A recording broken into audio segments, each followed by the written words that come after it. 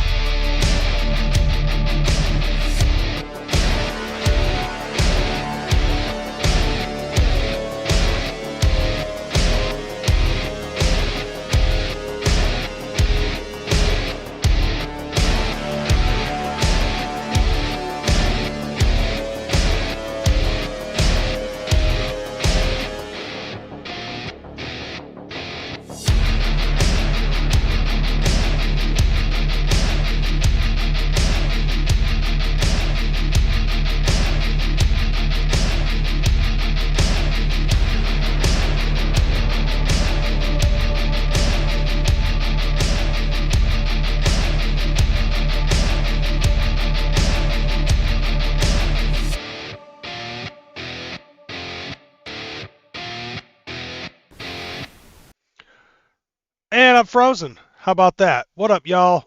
Welcome to the Crazy House. Let me fix my fucking shit here. So, yeah, that ain't right. That definitely ain't right. What's up, y'all? All right, I'm in this bitch. Welcome. Trying to get everything situated, and last second type shit ends up happening. And so I've got a shitty show. Like, I'm not even gonna front. My show is probably going to be pretty subpar this week, and my glasses are kind of crooked. It's because of the combination of having to wear the hat and this and the glasses and stuff, and my ears can't seem to fucking handle it, but it is what it is. Nevertheless, let's go ahead. I know it's probably not going to be a very good show. It's probably going to be subpar by best. I'm just being honest, but I'm going to do the best that I can. Because that's really all I can do, right? I could have said, I'm just not going to do the show, but fuck that shit. I like doing this stuff because, I like to entertain y'all. I like to kick it with you guys, interact with the chat, all that nonsense. Plus, I like making content that'll both entertain some people and piss others off because it's funny. That's just the way it is.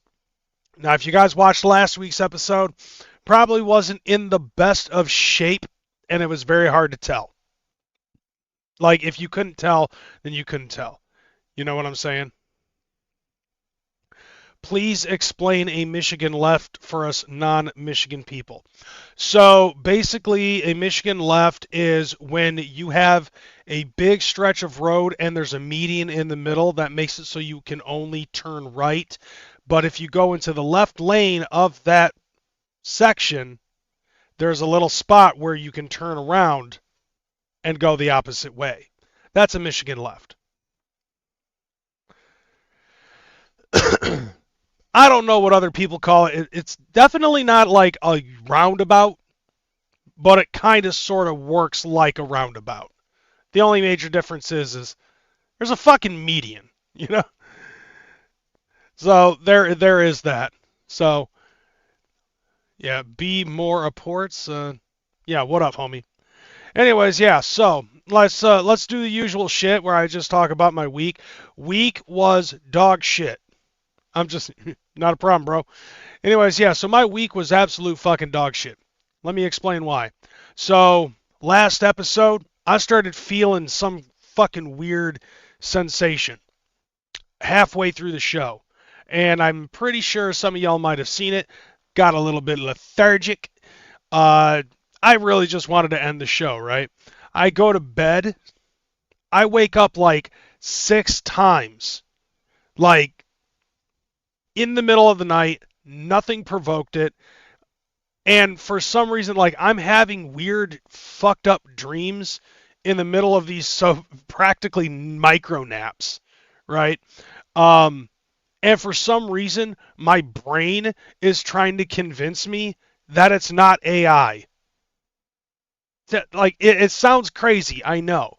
But, like, that's kind of what it was.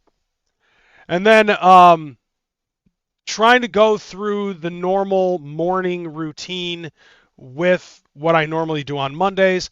I get up, I take my kid to school, and I start working.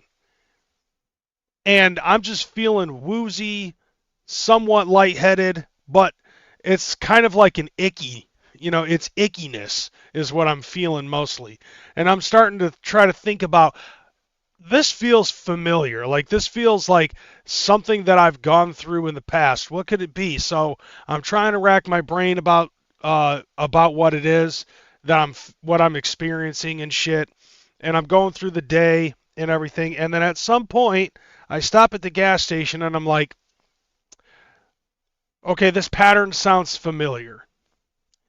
And if my pattern is correct, that means that I'm going to need to test something with Diet Pepsi. So what do? I go to the gas station, I buy a Diet Pepsi, and I take a drink out of the Diet Pepsi. Doesn't taste like Diet Pepsi at all.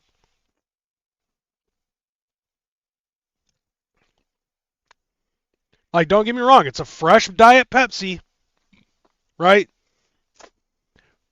But I can barely taste the fucking Diet Pepsi. And this worried me. Because the last time that this happened was when I went to, it was like a New Year's Eve show at Harpo's in Detroit, Michigan for Insane Clown Posse. And it was like the year that Polk from Project Born died. I was at that show with Echoside Fiend. Toxic Plague Entertainment was there. We kicked it with them. Of course, if Project Born is there, then you know who else is going to be at that fucking show, in which I took the liberty of fucking with him during then too. And so then we all get back from that fucking show, and I got COVID, everybody in TPE got COVID, My boy Cold got COVID while being in the hospital for fucking doing fent-laced coke and almost dying. So a whole bunch of fucking people ended up getting COVID. So I'm like, the last time I felt like this, I had COVID. So I go home and I fucking take a COVID test because my mom actually had some at-home COVID tests. I used two of them, and both of them was negative. But by this time, I had completely lost my sense of smell and taste, just like I did when I got COVID. Same fucking woozy ickiness, hard time sleeping, and shit like that. So I decided, fuck it, I'm gonna do something different this time than I did the last time. And I fucking slept with that fucking hoodie on, two blankets over me, and I'm just like, I gotta sweat this motherfucker out. 2 days of doing that, and I was able to get my sense of taste back. So I'm good. I'm happy with that. Uh, but then, let's see, what was that? That's Monday, Tuesday, and Wednesday.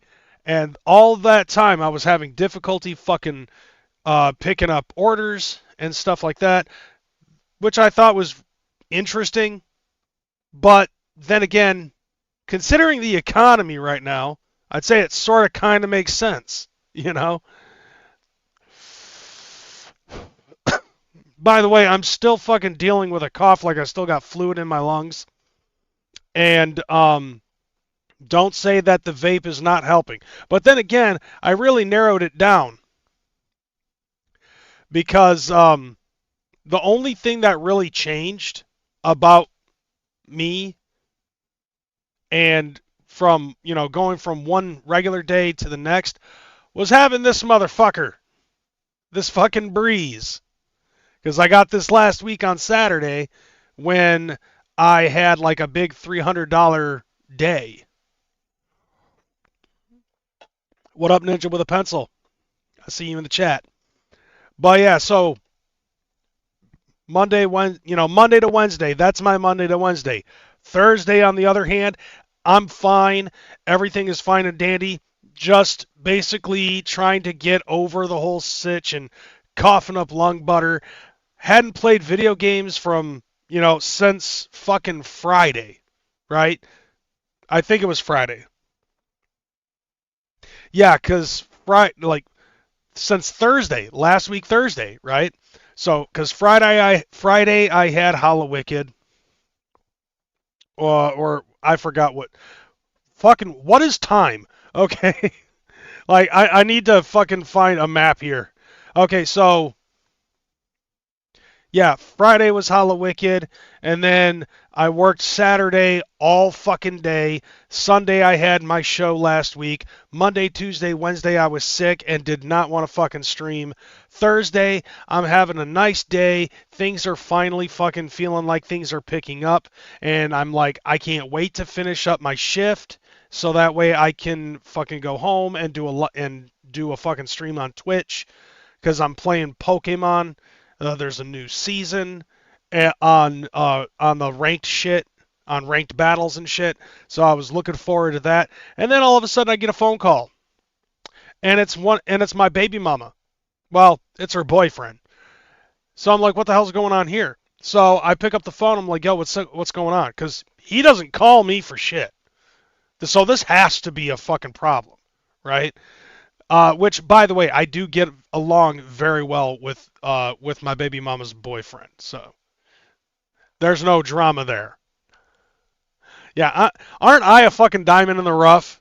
But anyways, yeah. So like he calls me. I'm like, what's going on, bro? He says, so your son had a fucking accident. We're at this roller rink in such and such city, and I'm like, oh my god, what happened? So he explains to me the situation. Basically, they were like, we think he broke his leg. Fuck. This is not good. I was like, all right, I have to drop everything now.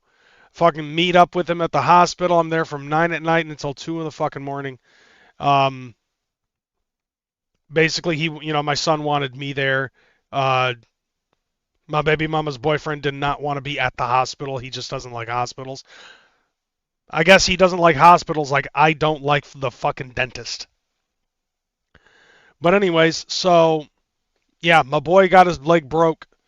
Basically, I guess what had happened was is like he switched from having rollerblades to roller skates, and the roller skates just didn't agree with him, and he was holding on to one of those assistant walker things that they'll give you if you're trying to do skating and shit, and I guess he fell back and fucking hit his shin, fractured the leg in one place, completely broke the bone in another.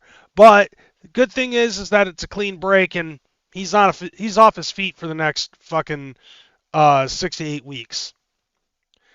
But yeah, there's that. And then Friday I was finally able to get some game time in, and last night. That was my whole fucking week. I hope that everybody that's watching right now had a much better week than I did. Because, Jesus fuck. Speaking of that, I'm pretty sure that there are some ninjas that I guess you could say that this might just be on par depending on your situation. We're going to get into some news right now. This could possibly be on par with how bad my week was if you haven't gotten your Monster Live Juggalo club cards yet. Because apparently some ninjas have not gotten theirs. According to what ICP posted on Instagram. Attention Juggalos, we've been notified that some Ultra Live Monster 5 Juggalo ID cards didn't make it to their destinations. What up, Teasy? I see you up in there. If your card never showed up or there was a problem with it, please email us at ultralivemonster5@gmail.com. Include your full name and contact info so we can track it and get your card sorted out. So yeah, apparently there are some of the Juggalo Elite that have yet to get their fucking jug card yet. After going to all 5 fucking shows. I have seen that some people have shown proof of their fucking Juggalo cards in their possession. Ivy Hayes was one of them. Which, by the way, if you're going to take a picture of your Juggalo ID card, make sure that you cover the barcode on it so that way people don't scan it. Those can and possibly will be used if you don't cover that motherfucker up. I'm just saying, fam. Like, we live in a world where we can scan a barcode and it'll tell you the entire fucking serial number. You can even scan a VIN number through the windshield and that's not even barcoded, and it will tell you exactly what the VIN number is on your car. Okay? We have that capability. Okay? Like, we live in a world where we have fucking QR codes. All right? And everybody fucking uses QR codes. You see QR codes even in fucking commercials on TV now. You know, in order for me to pair my fucking phone to my PS Plus account or my Nintendo Online account, there is a QR code involved. So if you get your jug card, cover your fucking barcode. Don't be fucking stupid. Like, for anybody who doesn't do that, just consider yourself lucky that I am not an asshole like that. But I know that there are some juggalos that will fucking take advantage of that. Hold on. By the way, I just want to say fuck Crazy McCormick. Whack as fuck. Dr. Shocker with that $20 boy telling me to time him the suck out. Or is that supposed to be fuck? Alright, you bossy asshole. Oh, man, they only give you 30 minutes. Unless it's like a 24-hour thing. I don't know, Chad. You think it should be for 30 minutes? And then time him out again when he pops back up, or should I just time him up for the whole 24 hours? Do you think $20 is good for 24 hours?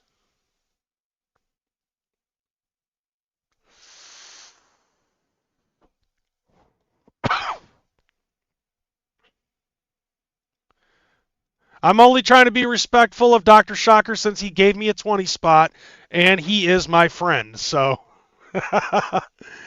I try to fucking be generous with this sumbitch.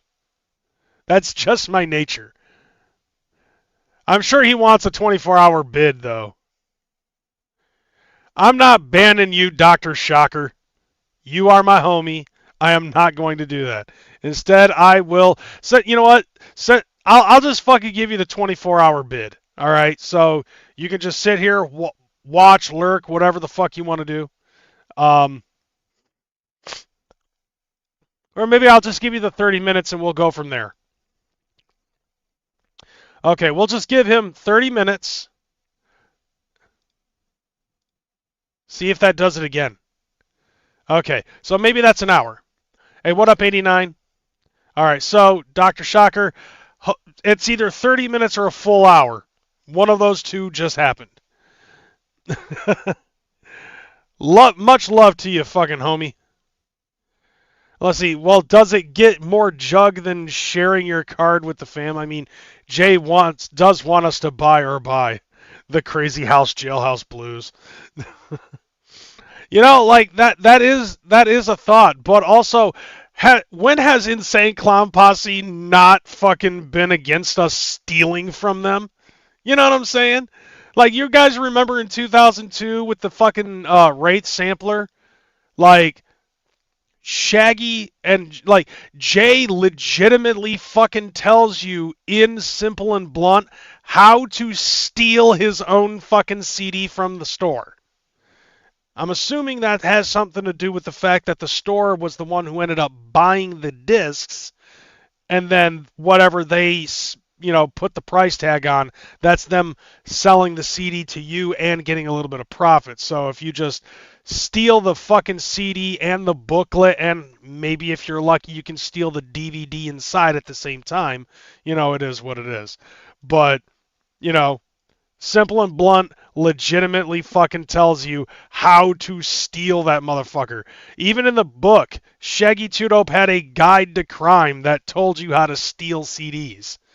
And seriously, there's very few juggalos out there that have probably never stolen anything from Psychopathic ever. So it's like, okay, look, these motherfuckers used to condone theft of their own fucking product, while simultaneously telling you in Stranglemania, if you bootleg our shit, if you bootleg our music, then we'll fucking find you and beat your ass. But we don't care if you bootleg this tape since we bootlegged it ourselves. But nevertheless, we got some more stuff that we got to fucking throw out there.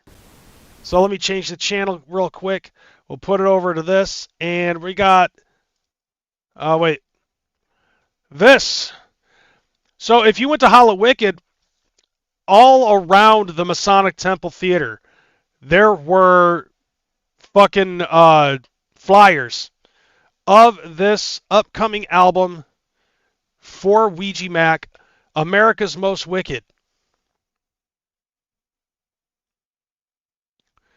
See, Juggalo Collectibles posted a photo of Joey not painted up. Boy, is he a specimen. Dude, it's not that hard nowadays to find pictures of Joey with no face paint on. You can just as easily go on to Renee's fucking Facebook. Her fucking wallpaper, like her cover art is a wedding photo of her and Joey. But anyways, yeah, so there were flyers. I was very tempted to try to take one of these off, just so that way I could have a keepsake after the show, but fuck that shit, I just wanted to get home. After having spent like a half an hour after the show waiting for everybody to get out so that way I could get my fucking merch, because I forgot it in coat check, I was ready to go home. And I saw this as a flyer sitting out, like, taped up around the fucking telephone poles and shit like that. So this is an upcoming album for Ouija Mac. Let me double check on this. Okay, so apparently this is what it says according to Seth Moon on Fago Lovers. Ouija Mac recently held a highly anticipated Facebook live stream where he unleashed a massive wave of announcements touching on his personal life, upcoming music, and merchandise that is already sending shockwaves through the scene. The Wasteland Warrior is entering a new era, starting with a major life change. He has officially bought a farm. So this I read this real quick and I was like, man, that's fucking interesting. So Ouija Mac confirmed that after 6 years in Los Angeles, he is moving off the grid, having purchased 17 acres of land in the middle of nowhere, complete with a farm, a barn, and a shop. He announced he is moving in approximately 10 days. So, by the way, this was released on the 8th, so yesterday, and intends to use the 17 acres to establish a sanctuary that he refers to as Juggalo City, a concept he stated he has always been serious about. You know what that sounds like? You remember during those live streams when Violent J and Shaggy would talk about the fucking clown compound? That's what it sounds like. I do like this fucking shit, although it just, I don't know. Ouija Mac without the dreads just doesn't seem to be like a fucking vibe, you know what I'm saying? It's not the vibe I expected it to be. So let's see. On top of the move, he has also shared that he and his girl are expecting a child together. Okay, cool. So he knocked her out. He knocked her up, I should say. He knocked her up by knocking the bottom out. That makes more sense. The biggest music announcement, though, is his next album, America's Most Wicked, which is scheduled to drop November 21st. Ouija describes this as the hardest album I've dropped in a long time. And so you can go and pre-order it on Spotify and all the other socials. Now, what's cool, though, is like if you go, if you want the digital copy, if you want the physical boy, go on chapter17.com, and it's got a fucking bunch of bundles on it. This is, let's see, where is it? So this is a whole bunch of the bundles. This is the Ultimate Evidence Bag combo. Okay.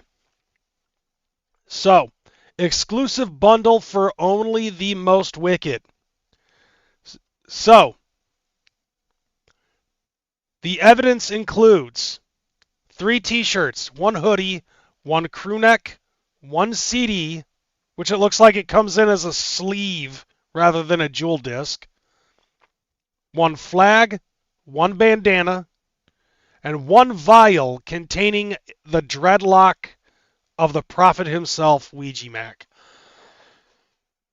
Hold on.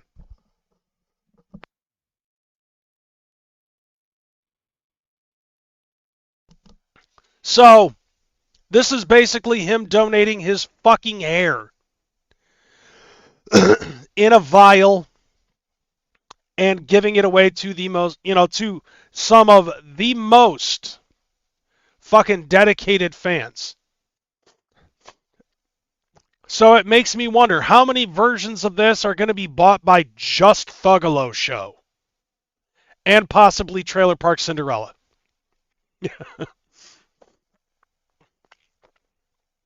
The answer to that could be yes. He also stopped releasing CDs with a jewel disc years ago. Yeah, I hate that. Like, you know what? I'm pretty sure part of that does have something to do with the fact that motherfucker is like, all like, I'm trying to save the planet and shit. That's why he went vegan and all that. See, like, Los Angeles does some crazy shit to you. I'll tell you that. And gee, you're leaving Los Angeles, California. I wonder why. Could it be that California, SoCal is turning into a dilapidated fucking hobo crack house? I thought that's what you were all about. Was fucking, bumping in the trap. That's what it is now. That's what California is. Right? It just doesn't hit the same. And yes, ill. I know, girl. Shit. He stopped being vegan. I think once he started fucking hooking up with this Lexus chick. It's like he ate that fur burger and he was just like, I need meat. Like he could taste the fucking protein. I think that's what it is. Actually, I'd say that pussy just drove like that pussy seriously has drove that man mad. Like his lifestyle is just done a complete 360 degree. No, not even a 360 degree. That's a bad one. His life has just done a complete 180. You know, he went from eating soy burgers to fucking fur burgers like that, and fucking all of a sudden he's all about the meat. I mean, he was kind of sort of about the meat, but not the meat that, you know what I'm saying. Okay.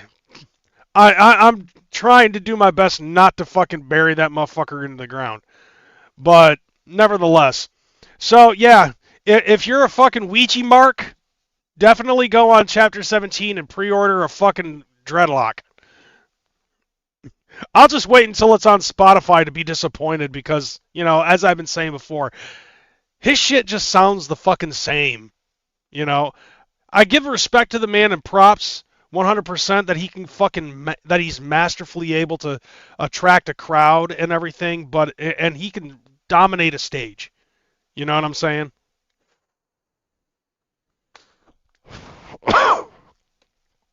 But I feel like that it's just been a lot of shit. That all sounds the same. I have been bumping Sunken Church a lot. You know, to be totally honest, I really haven't been listening to a whole lot of Psychopathic lately.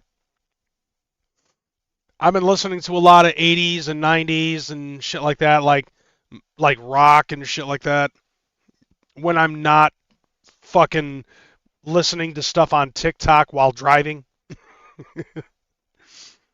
Usually I'm listening to like fucking, like, I'm pretty sure you might appreciate the same, you know, the shit that I'm fucking listening to. Like fucking Goo Goo Dolls and Tal Bachman.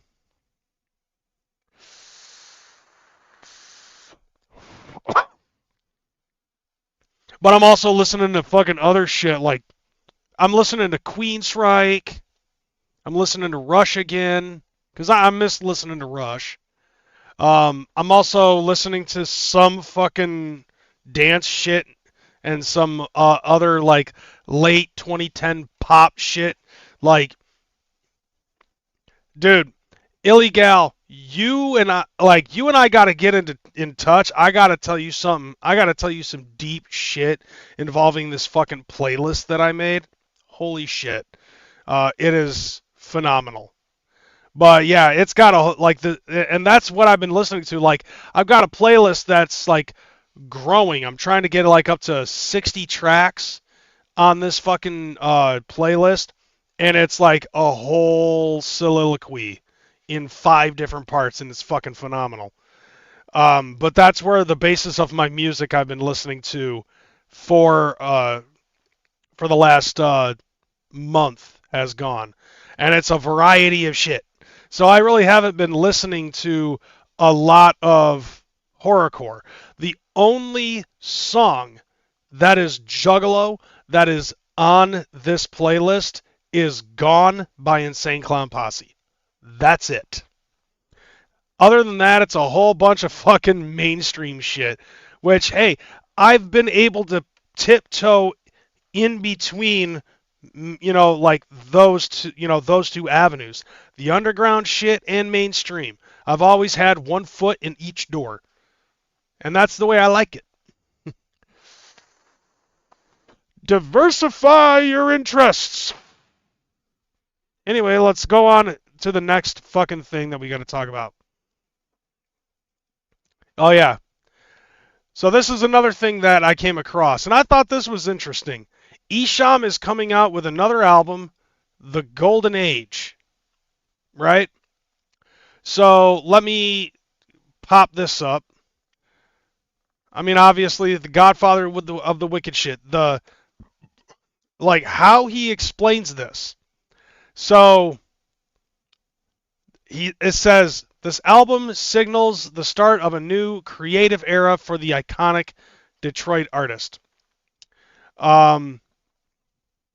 Isham emphasizes that the Golden Age isn't about reaching an idealized paradise. Instead, the project focuses on personal transformation and overcoming adversity. The message is a reflection on resilience, self-awareness, and growth throughout hardship. Isham states that the project is about conquering hell, which I find interesting that is the explanation for this album, because people who have followed Isham's career has seen a lot of comings and goings, and I'm just using this as an example. With the relationship between Isham and ICP, specifically Jay, they've always had an on-again, off-again relationship. And I feel like there was one thing that I saw that Jay ended up saying about Isham. He's like, I love Isham. I see him like a brother to me.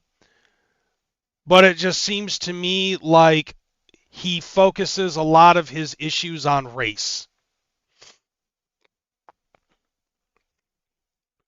And maybe that's something. Because like when I read that was the first thing that came to my mind was that shit that Jay ended up saying. But like Isham, even if you go on TikTok, Isham is kind of like he's got a different way of thinking, I feel. There's a difference in his fucking aura, so to speak, is like the best way that I could explain it. There's something different about Isham. He's more calm, maybe as age has come up, there might be certain things that, he's been able to look outside of himself. You know what I'm saying?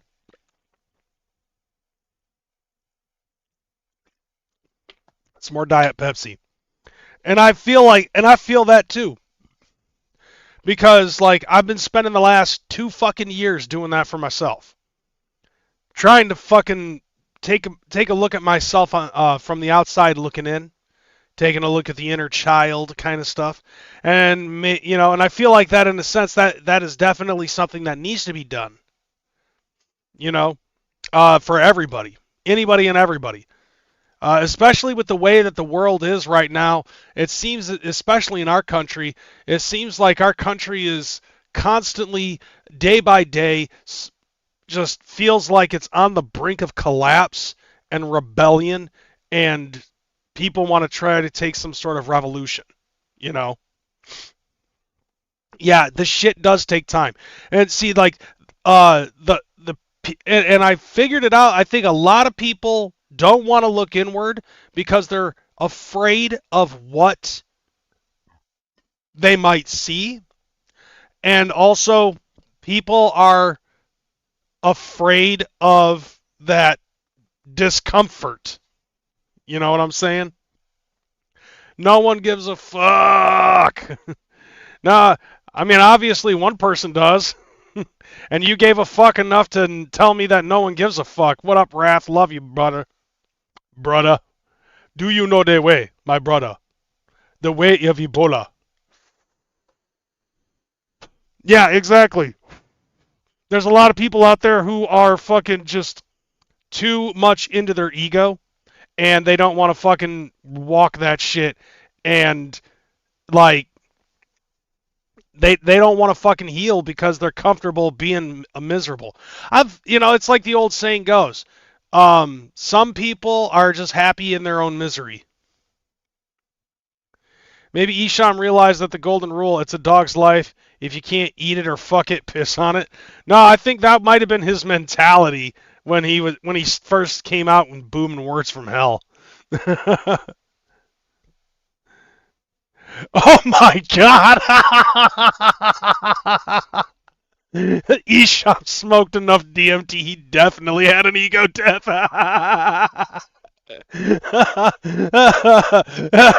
He just smoked that shit, was just like, fucking.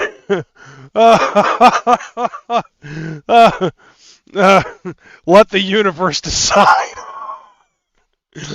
Trust the process. That type shit. My eagle escaped and flew out of its cage and is shitting all over town. Oh, God. Good one, illegal. No, actually, I haven't, but I probably should. All right, so let's see. There's one more thing I think that I've got to fucking bring up. Oh, yes. Oh, what up, Don? I see you up in there. Okay, so for the Detroit Ninjas, and this might be something I'm thinking about whether or not I actually want to fucking do this. So JCW Lunacy is going to have a free taping at Harpo's in Detroit on November 22nd.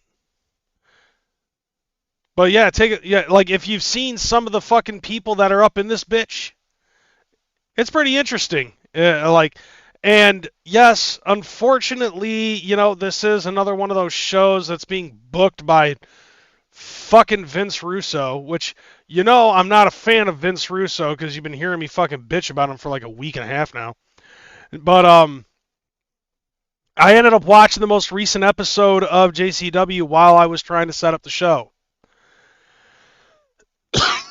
Which, by the way, I still haven't fucking done a whole lot of shit looking up stuff and all of that. However, fucking, it looks like it's got all the fucking Juggalo knowns up on this bitch, and now Suicide is added into the mix.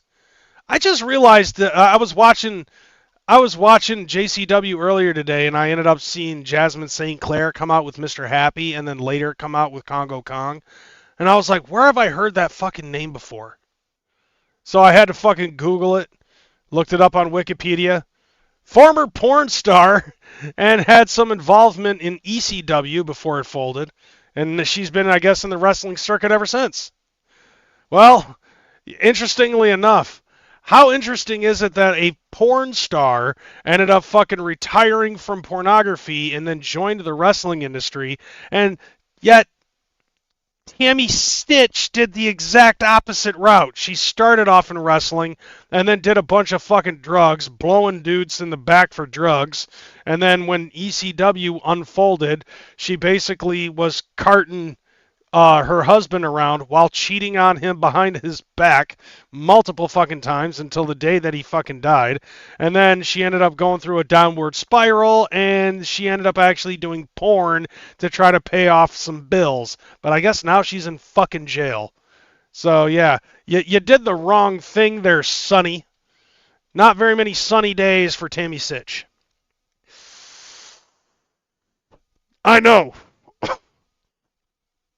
But China actually fucking stopped doing that shit, and then she actually got her fucking she ended up getting a fucking a college degree to a point where she was able to go overseas to Japan and actually teach kids how to fucking speak English. Yeah, imagine that, China going to Japan to teach Japanese kids how to speak English. And then after that, she fucking died. Which is very unfortunate. But hey, at least I can say that China's not going to be able to sell her fucking WWE Hall of Fame ring on eBay. Because reasons. Because I think X-Pac has it. Nevertheless, though, I've totally fallen off the fucking train here, the train of thought. So yeah, if you're going to be in the Detroit area on November 22nd, go to Harpo's. Free JCW Lunacy taping. I'm curious to see what that's going to be like. I might even take that fucking day off. So if I can go see some wrestling for free, I'm down with that. And going to Harpo's, fuck, I love Harpo's. So yeah, I think that might be on my calendar. Come join me in watching some wrestling. And that's all the Juggalo news that I found that I to actually fucking give a shit about. That I wanted to share with y'all. Let's talk about some other stuff. So this is something that I totally forgot to fucking mention last week. But on Halloween, Robert Englund was honored with getting a Hollywood Walk of Fame star. And what better fucking way to celebrate it than to wear the glove? He definitely fucking had to, because it's like, look, I understand he was on a TV show called V, but let's be honest here. Nightmare on Elm Street as Freddy Krueger is what he is most known for. He's more known for being Freddy Krueger than being on that show V or the movie Hatchet or any other fucking shit that he's ever done. Freddy Krueger is top tier on the slasher list. He may not have the biggest fucking, he may not have like the biggest fucking death rate in slasher films, but he definitely has the most creative ones. There's only so many times that you can watch a motherfucker get murder somebody else with a farm implement. Even though you guys obviously know, I'm also a Freddy. I'm as much of a Freddy fan I am. I'm also a fan of Jason. But I love Freddy Krueger as a horror character more than any other fucking character out there. Because a lot of the ways that he's able to fucking kill somebody is taking their own fear and using it against them. Which I found very interesting. And I agree with you on that one, Vampire Clown. Daphne being the fucking wrestling scream queen. She was a screamer, all right. Oh, God. So, yeah, let's just talk more about Robert Englund rather than fucking Daphne Unger. But, so, like, the first time I ever watched, like, really got into a fucking nightmare movie was the fourth movie, which is interesting to start off because, like, by this time, this is where, like, the cheesiness and the campiness really fucking came in. And when I told my babysitter, who was getting me into horror movies at the time, about, that how I enjoyed the fourth one, she's like, you've got to see the first one. And so I watched the first one and I was like, okay, this one's a little bit more real to life than anything else. And by the time I had watched the first 5, I wanted to watch the 6th one, had no way of getting to the 6th one, and then Wes Craven's New Nightmare was coming out. And I wanted to see that in theaters so fucking bad. And I couldn't. But I eventually did watch New Nightmare, and I found that very interesting, that it was very, like, fourth wall break, meta kind of shit. I honestly, like, a lot of people really didn't like New Nightmare, but I personally felt like it was an interesting take, because you're taking like you're taking like a fictional character and trying to bring him into the real world. And I found that interesting, because that, and on top of that, it was Wes Craven. And out of the entire fucking series, Wes Craven fucking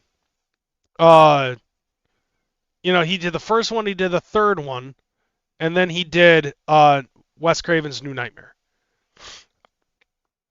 And then when Freddy vs. Jason came out in 2003, and Ronnie Wu fucking did that shit,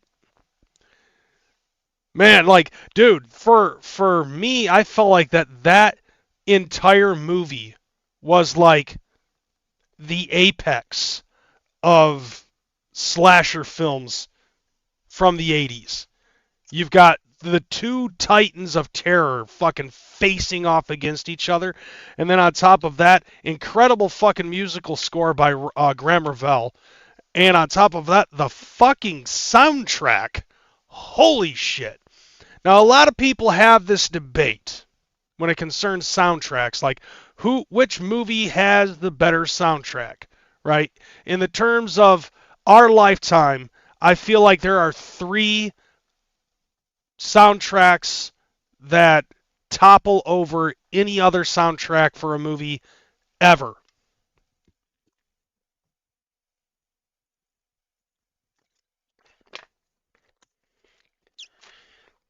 I'll tell you the first two, and for the rest of the episode, I can have you guys try to guess which one, is the third one. And no one will fucking get it. This is the first one. For the Freddy vs. Jason soundtrack, the Freddy vs. Jason soundtrack is definitely on that top of the list.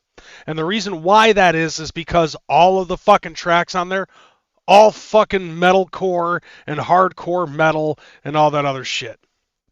Now the second one that people will fight me over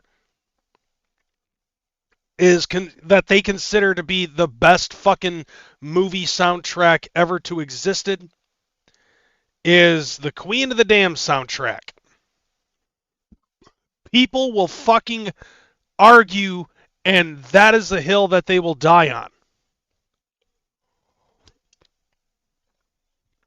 Now, if you like fucking 2000s metal, think about this, okay? You got Il Nino, on the Freddy vs. Jason soundtrack. You've got Il Nino, Spineshank, Slipknot, and fucking Mushroomhead. Go ahead, start guessing what number 3 might possibly be. I'll give you a hint. It's another fucking goth movie.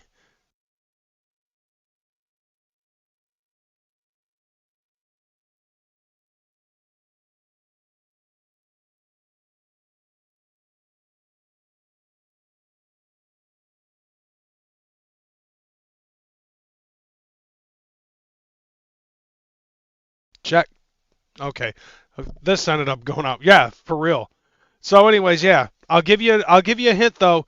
It's a more goth movie. You're in the right wheelhouse though, Illegal. You're like, I have not heard the Spawn soundtrack, but you're in the right wheelhouse when it concerns like obscure dark novel comics.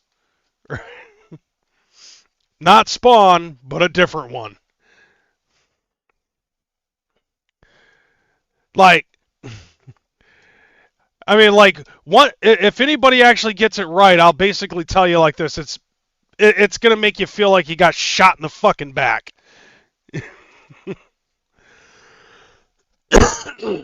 But, anyways, yeah. So, like with the Freddy vs. Jason soundtrack, you've got band. No, not. I said shot in the back.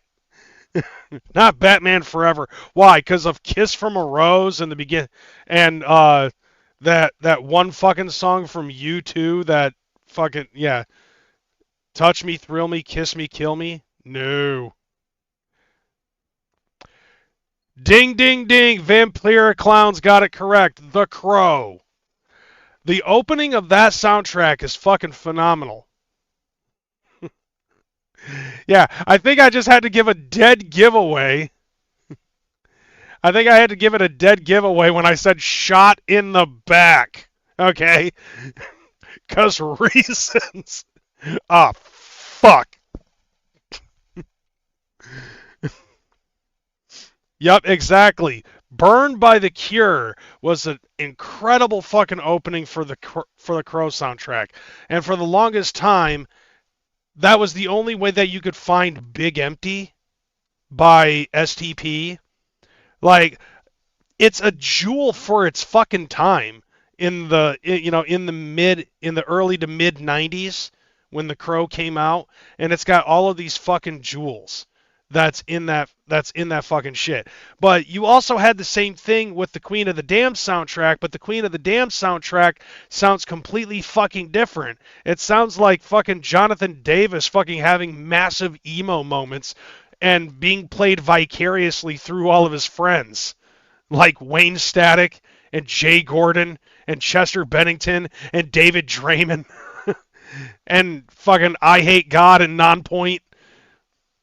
And then at the very, but you also had at the end of The Crow, you had It Can't Rain All the Time as a ballad.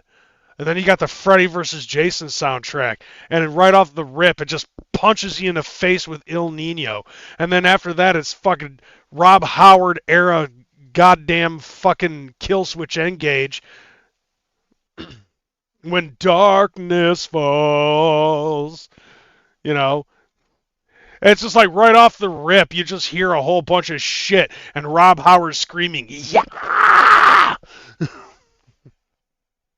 I watched you walk away, loveless, with nothing to say. Yeah, I can't fucking do it all quiet. I know that's my curse, but still, fucking. Yeah, that's a problem, Swill. I can only imagine what type of shit you were doing before you got into Juggalo shit. Just driving around with your windows down, listening to the sound of wind.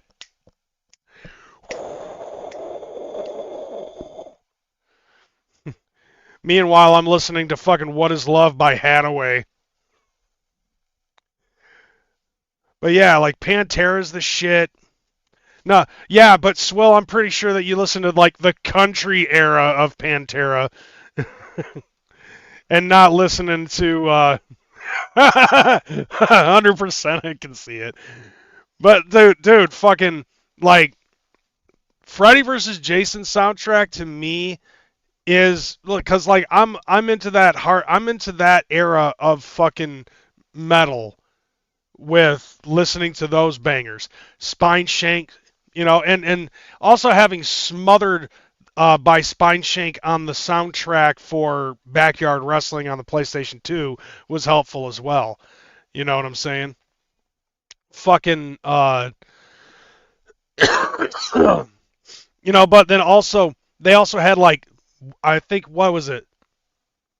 Welcome to the Strange by the Murder Dolls.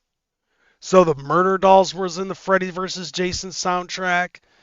And fucking like all of these other bands. And it's the only time that I've ever seen both Mushroomhead and Slipknot on the same album at the same time, at the time that the two fan bases were feuding with each other for no fucking reason whatsoever.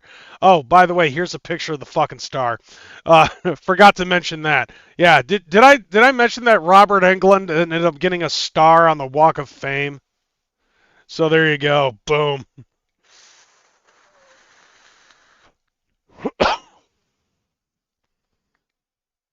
So yeah, I'm a fan, like I'm a huge fan of Freddy Krueger. I love Freddy Krueger, and I think that it's awesome as fuck. He finally got a star. And I just noticed that there's a fucking print on the glove where it's like the fucking movie thing that they would put on the fucking stars and shit to show the reason why they're getting a star, while also feuding with Mudvayne. I don't think very many people gave as much a shit about Mudvayne as they would about Slipknot or Mushroomhead, Like, literally, to me, I listened to Dig by Mudvayne, and I was like, dude, this is phenomenal. Like, it's three guys, and they have the same fucking sound and energy as Slipknot, and then they come out with Happy, and I'm like, what the fuck is this? Like, no. Like, no, that's not cool. That's not what I want. That's not what I'm looking for. The fuck is wrong with you, Mudvayne? Like, sign me off with that shit. Still, nevertheless, though, like,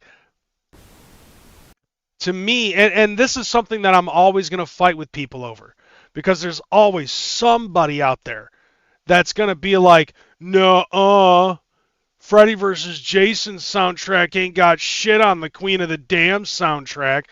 And I'm like, dude, they have two completely different fucking sounds, all right? Like, all of the fucking songs that are on the Freddy vs. Jason soundtrack are all high octane and shit. You listen to the Queen of the Damned and you're basically a fucking emo whiny baby, okay? Am I meant to be forsaken? Because I'm not the only one. We walk amongst you, feeding, raping. Must we hide from everyone? Like, don't get me wrong, it's a good song, but it just doesn't have the same vibe as listening to fucking the Freddy vs. Jason soundtrack.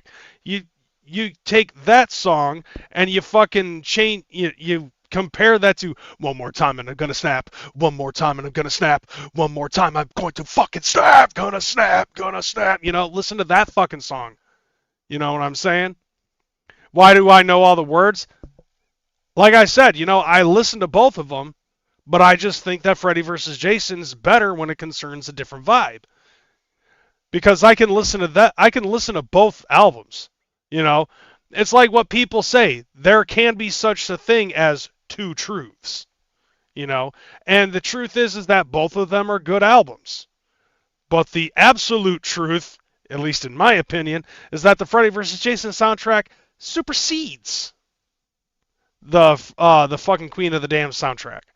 Not to mention, like, a couple of songs on the Queen of the Damned soundtrack that I listen to that I really like. I like fucking Cold by Static X, and I also like what was that song from I Hate God? That's on the was it I Hate God? Penetrate. Didn't they layer David Draymond and Jonathan Davis's voice on that soundtrack in the movie? Yeah, I think so. It kind of is. And not to mention fucking the way I look at it, it's like Queen of the Damned is supposed to be a fucking sequel to Interview with the Vampire, right? And to me, there's really like no explanation as to why there's such a huge gap in the time frame between the two fucking movies, both in the movies and in real life.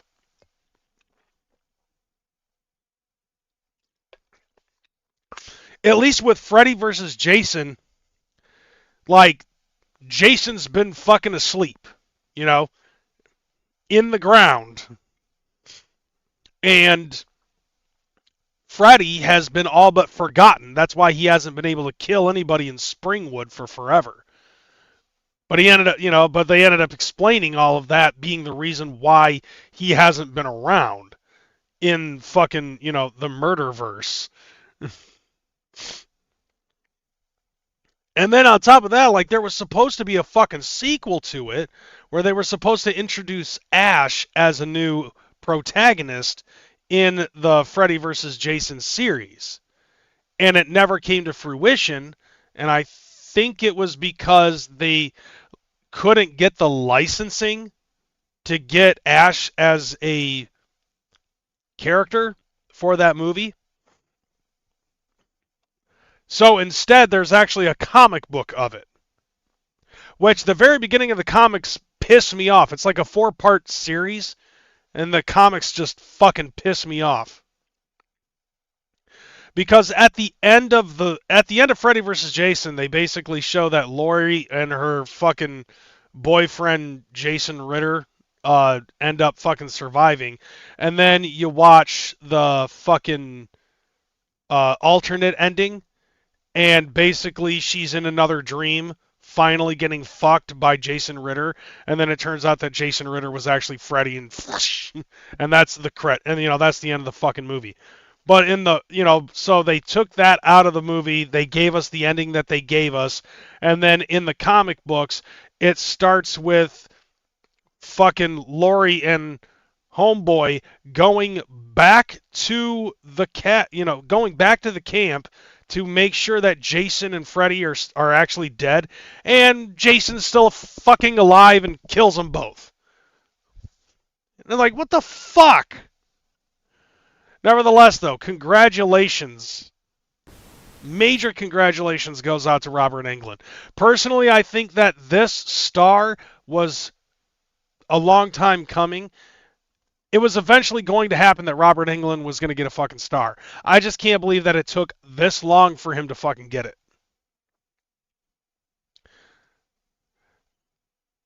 Now, I will say this, though.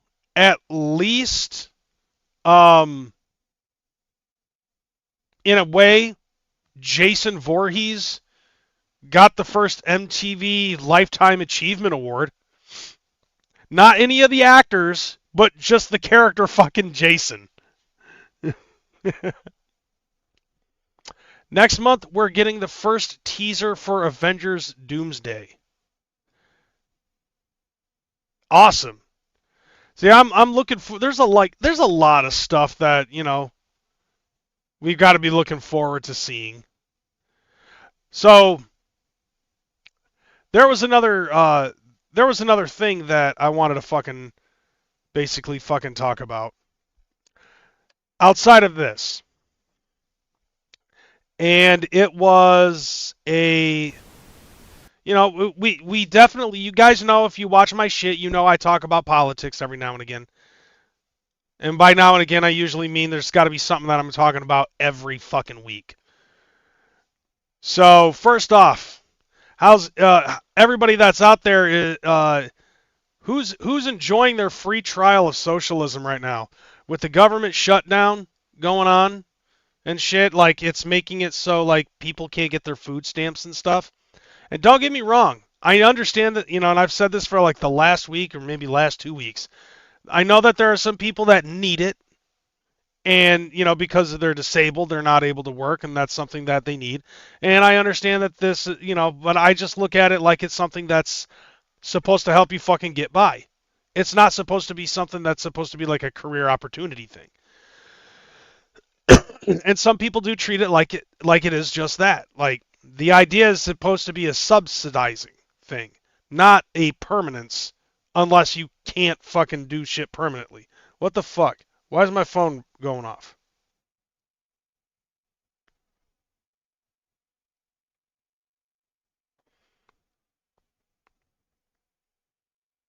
Is it important? Doesn't feel like it's important. But I saw this video, and I don't know if I actually shared this shit. But I thought that this was kind of funny. Because, AI's a fucking motherfucker. Hello, Takesha. I want to play a game. Beside you is a job application. No! Someone help me get my EBT!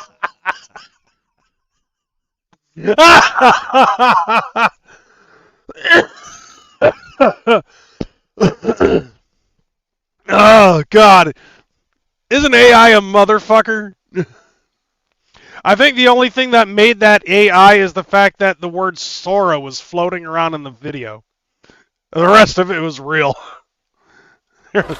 Hello, Takesha. I want to play a game. Beside you is a job application. No! Someone help me get my EBT! And that's a lot of shit that's been going on, too.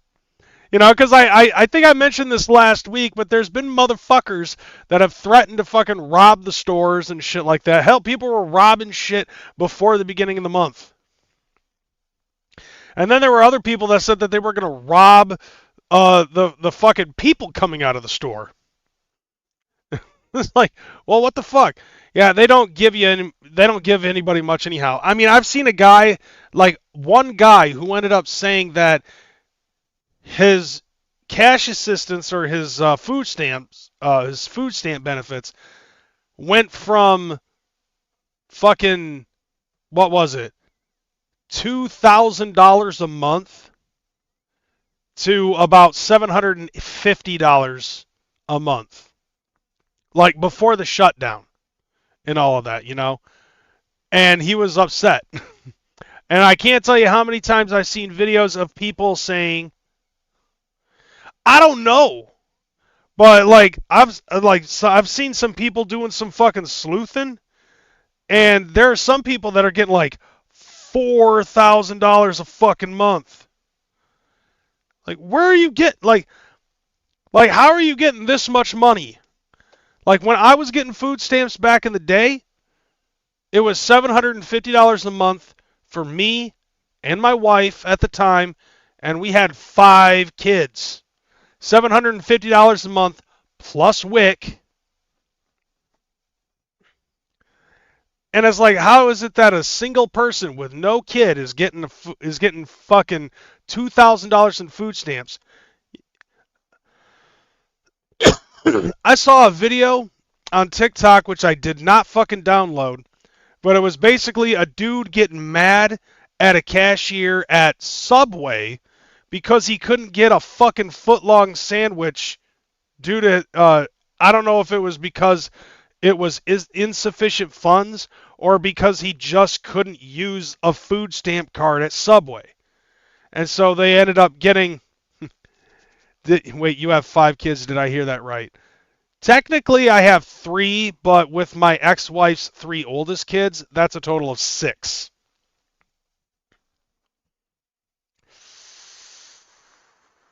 So I have 2... Excuse me. I have 2 with my ex-wife, and 1 with my other baby mama. But the other 3 look at me as their father. But yeah, it's part Brady Bunch action, and then I'm Irish, so...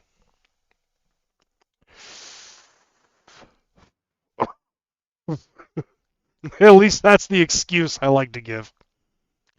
But anyways, what was I saying?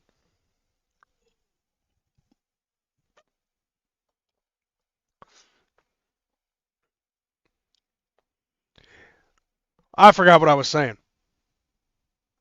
Something about food stamps. Oh, yeah.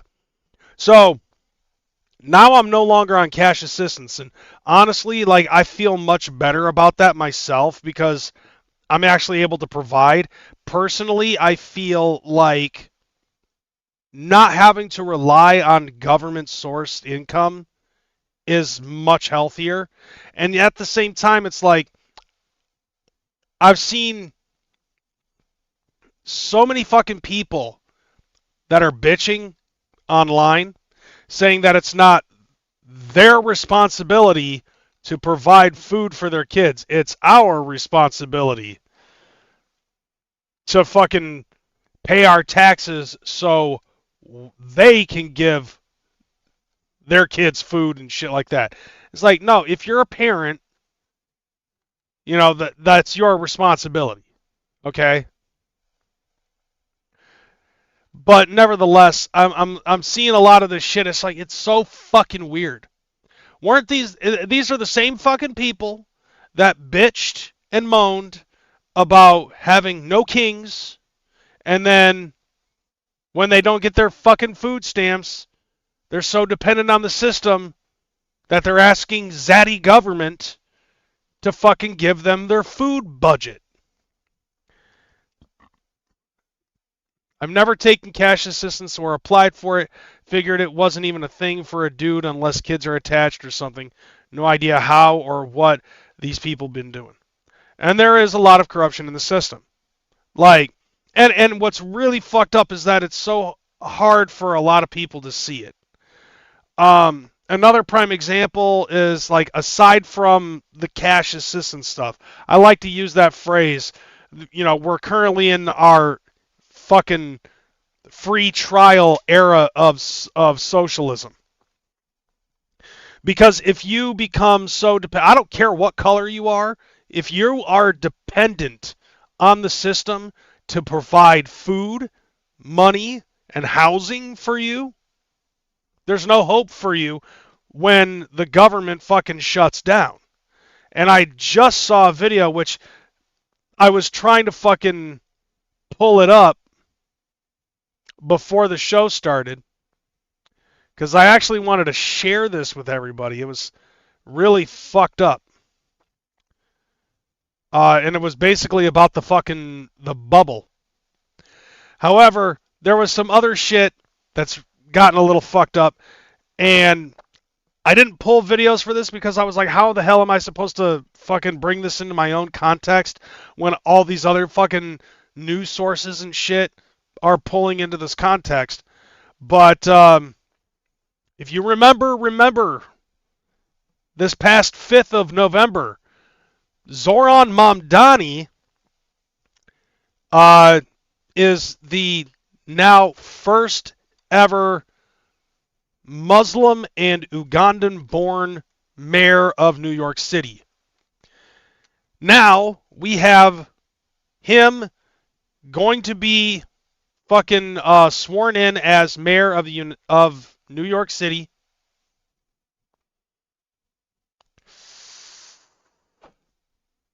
As of 2026. At the same time, we have Gavin Newsom as governor of California. So this country is getting basically fucking spit roasted, fucked on both sides. Okay? Gotta use that colorful language for people who might not be able to understand shit. Isn't it nice when how I'm able to fucking throw those kind of euphemisms in for, so that way everybody can understand, especially juggalos. And I feel like that this is important to fucking do. We gotta throw those little euphemisms in, like the country is getting spit roasted. And it's true too, because if California is the ass, it's getting fucked all the way through. All right? But then you've got this little piece of New York City, which both of these, New York City and all of and all of SoCal and NorCal, that little middle California place is just a bunch of dust no one cares about. I don't even think there's any major cities in that area. But nevertheless, like a whole bunch of port towns. Right? And the same thing with New York. New York, a beacon, a bastion of fucking freedom and independence and equality, right? Out here doing God's work, for real. You think about that. New York City being a beacon of hope and prosperity and fucking independence and freedom, right? And now we have a mayoral-elect that is Muslim. And God forbid people are going to be like, oh, you're Islamophobic. I don't care about that. What I care about is whether or not he's going to fucking try to bring Sharia law in, or if he's just going to try to bring in common socialism.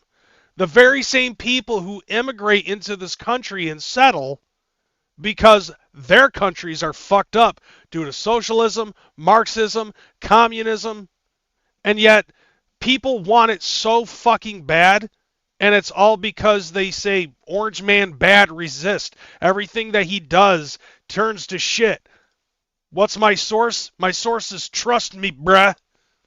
I watched it on The View once. The angry old black lady who was in Jumping Jack Flash said so.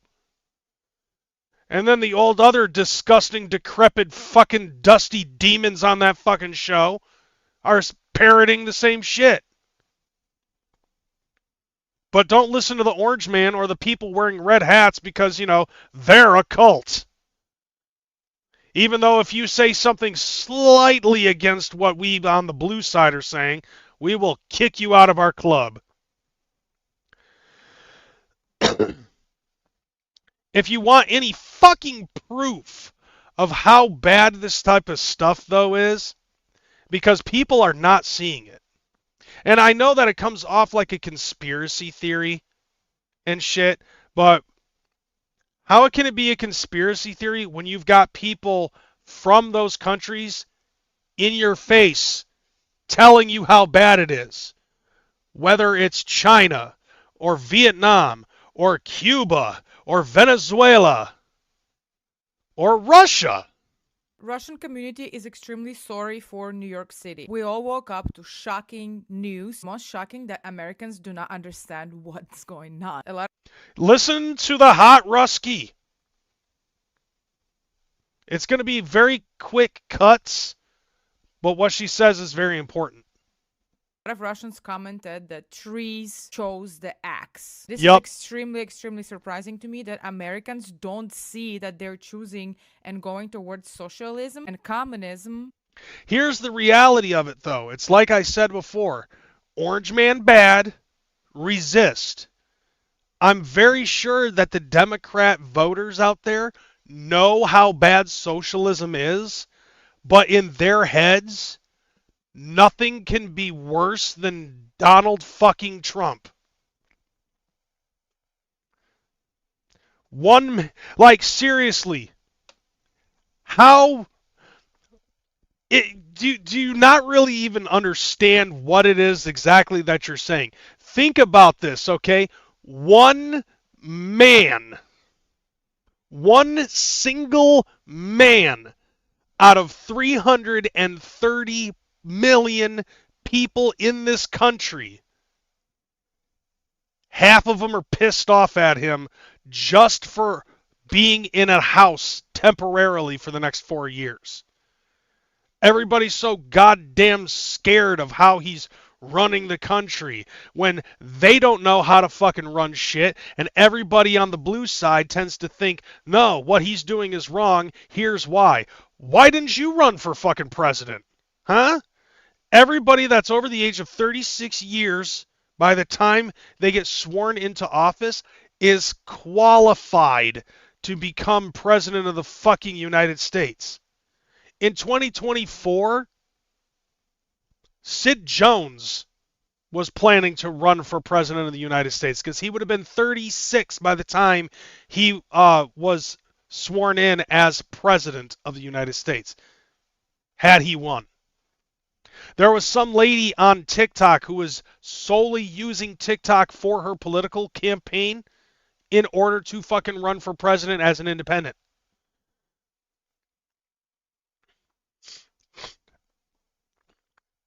So, basically, I look at it like this. With the amount of people that are upset at Trump and begging, literally begging for socialism, Marxism, communism, Sharia law, all that kind of stuff, Trump's got to be doing something right to fucking make you be this fucking stupid. This so openly stupid. And I literally say openly stupid. Okay? I have never seen this many people in a specific group literally come off as openly stupid. Like, these people are openly stupid like Louis Farrakhan is openly black. These motherfuckers are openly stupid like Tim Walz is openly pretending to be straight. Let's be real here. Tim Walz is the gayest straight man on the planet. Actually, I would say, hold on a second. What would be a good one? Because mostly it's like openly gay is usually the one that is the most used out of the phrase openly. Okay? I would probably say like Liberace, Freddie Mercury. Like they are that openly stupid. Okay? They are as openly stupid as any fucking openly gay bar that is named Rumors, Scamps, Tramps, Cahoots, Mingles, Jangles, Notions, Gambits,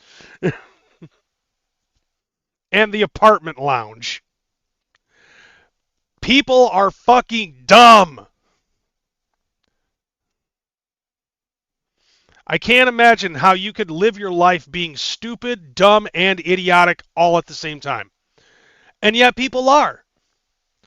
You've got, here you go, you have Russian girl over here who knows her country's history of Leninism and communism and how well that worked out for Stalin and Gorbachev and the Bolsheviks and Lenin.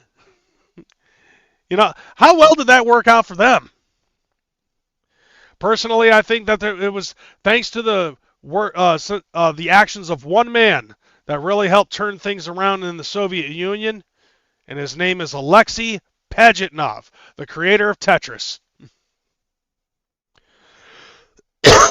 That saved the Soviet Union and brought back Russia. Tetris. Anyways, all right. Okay, what more does mail order wife here have to say? I'm sorry, I don't mean to be... She hasn't said anything stupid yet, so that was wrong of me to fucking be offensive. Unless she says something stupid, then it's okay. Moreover, when I took my civic test to become American citizen, one of the questions was, what is the greatest threat to America and American system? And the answer is communism. But maybe you don't understand what communism is? Yeah, basically. I mean, you got to think about it. They have all of these buzzwords, right? Fascist, racist, sexist, homophobic, xenophobic, transphobic. There's a movie that has a phrase that says, "You keep saying that word. I do not think it means what you think it means." That would be us talking to the blues.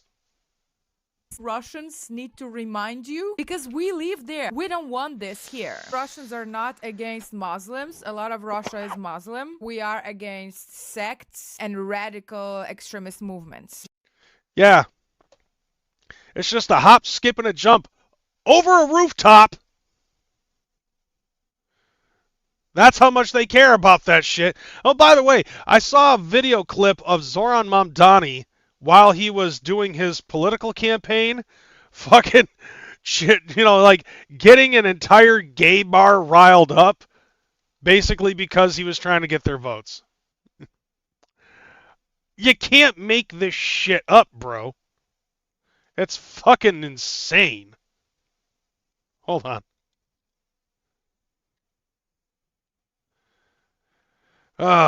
Okay. Anyways, back to the hot chick.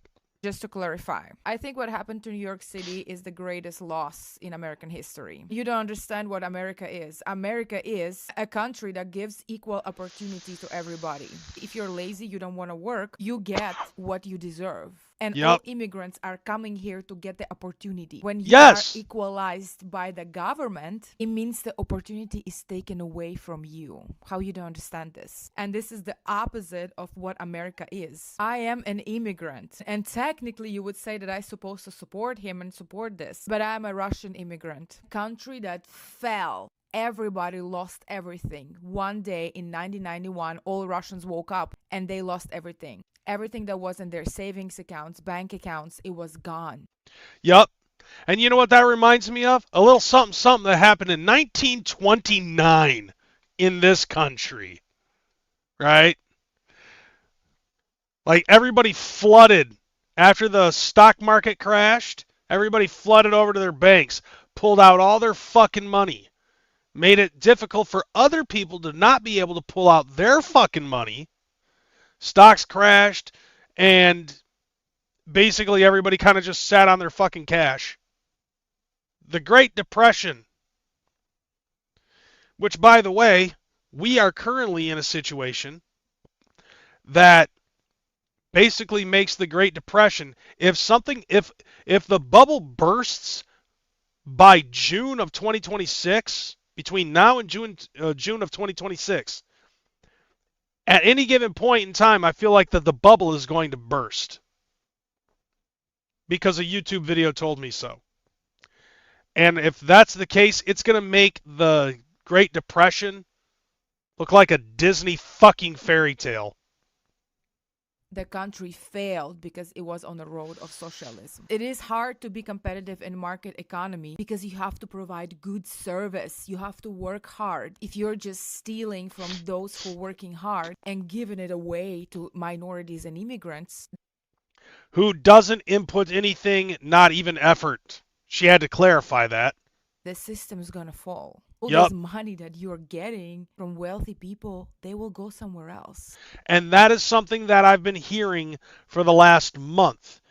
People have been saying, and actually since the beginning of this year's fucking campaign, I think it was like in February, people basically found out about Zoran Mamdani's crazy ideas, and it's like state-owned store, like grocery stores, free, rent freezes, which I saw some fucked up shit about that. Free and quick transport with like buses and trains, the subway station in New York City. Like he wants to give away all this free shit, and there's a whole bunch of stuff that he wants to do, but can't unless he has money, which the only way that he can get money is if he gets it from the state budget, which he has to get from Albany, from the governor. And the governor is not willing to play ball. In Russia, we say, do not cut the tree you're sitting on. Let Yep. me know in comments what you're thinking and why Americans are using term democracy and liberalism to describe socialism nowadays. Because they're fucking stupid and hive-minded, and it's basically like, this is the reason why.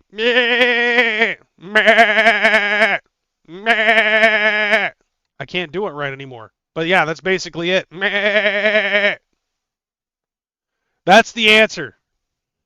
The answer to why they use the words democracy and liberalism when they really mean socialism, it's bah. Wonder if these people are going to whine and bitch about Trump.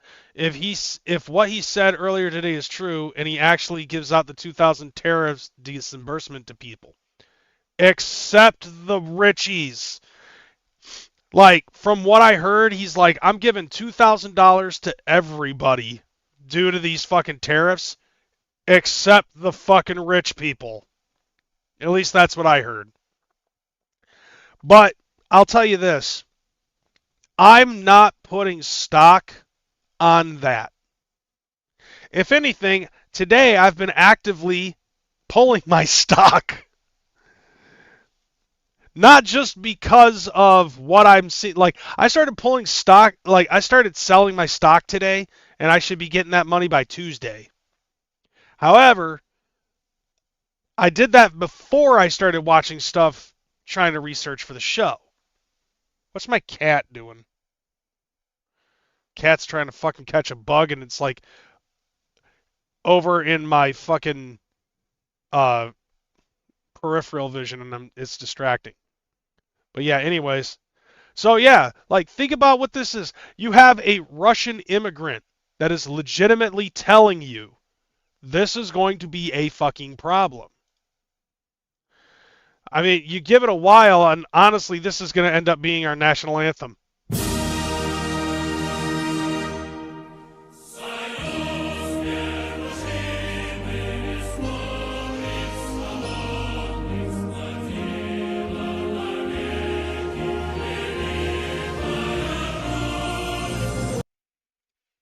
Yeah. New York City. Land of... Yeah, wrong flag. In the right wheelhouse, just the wrong color. I don't think they actually have the fucking flag in the emojis, do they? No, they don't. I guess that's close enough.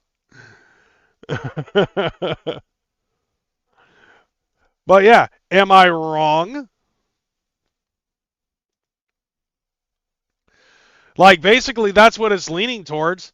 And it's like it's like there are certain things that you don't even have to fucking look too far from in order to understand this is the route that we're going down. Okay, and on top of that, like, dude, fucking Zoran Mamdani, like, I've seen that some people ended up saying that he basically flipped his shit real quick.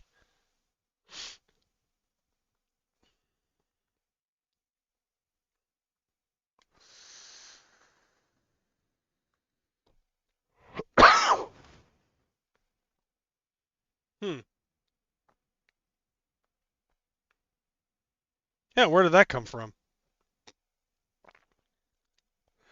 But yeah, like, even to a point where it's like, dude, I don't know if you've noticed. I really don't know if you guys have noticed this or not, but it seems like even CNN is starting to fucking turn on the Democrats. And CNN is a very, very pro fucking left leaning news channel. I mean, basically all of them except for fucking Fox are very left-leaning, politically, fueled fucking channels.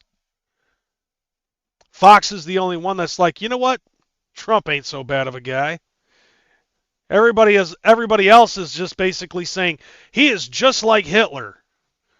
And by the way, fuck the Jews. Democrats and democracy, he's going to kill democracy. Well, good. It's a fucking constitutional republic anyway, so fuck democracy.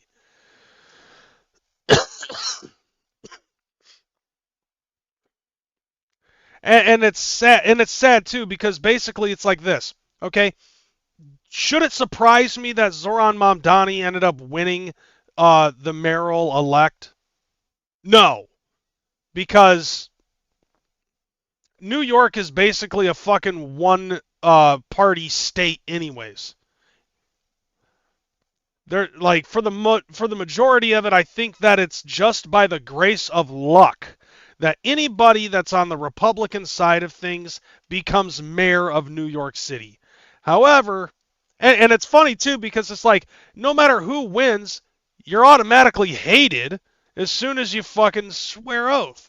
And by the way, speaking of that, I heard of a thing, and I don't believe it to be true because this was written on what seemed to be a satirical website, but apparently somebody ended up fucking writing some shit, and I guess some people actually believe this, that the swearing in is going to be postponed because because Zoran Mamdani will refuse to fucking swear on the Constitution of the law of the city, the state, and the country of the United States of America.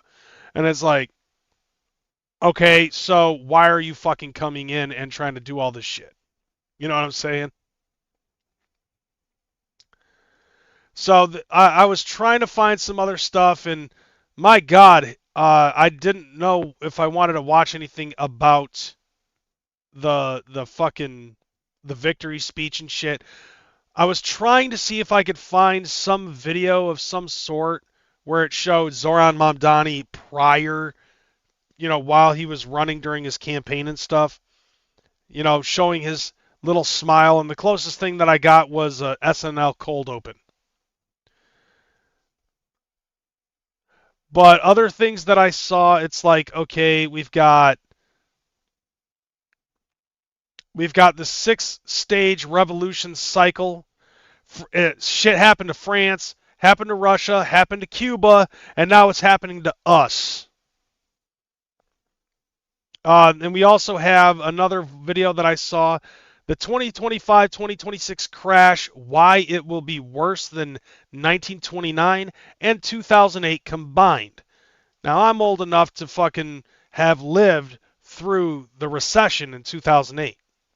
I still remember how it was during that time. So I guess there's some other stuff that I could possibly go into.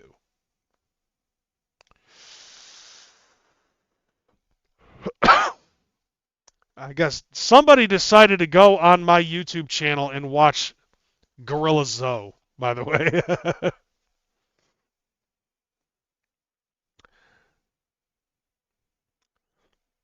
All right, so let's see.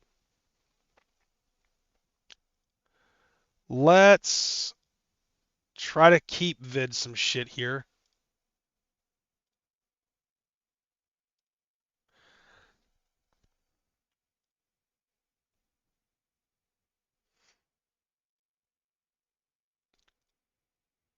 Because we definitely have some things that need to be fucking looked at.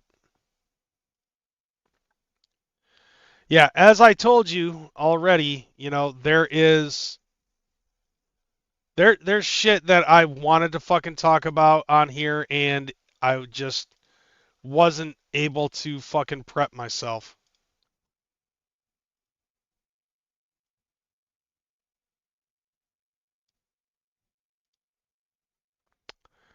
So I'll try to do the best that I can now.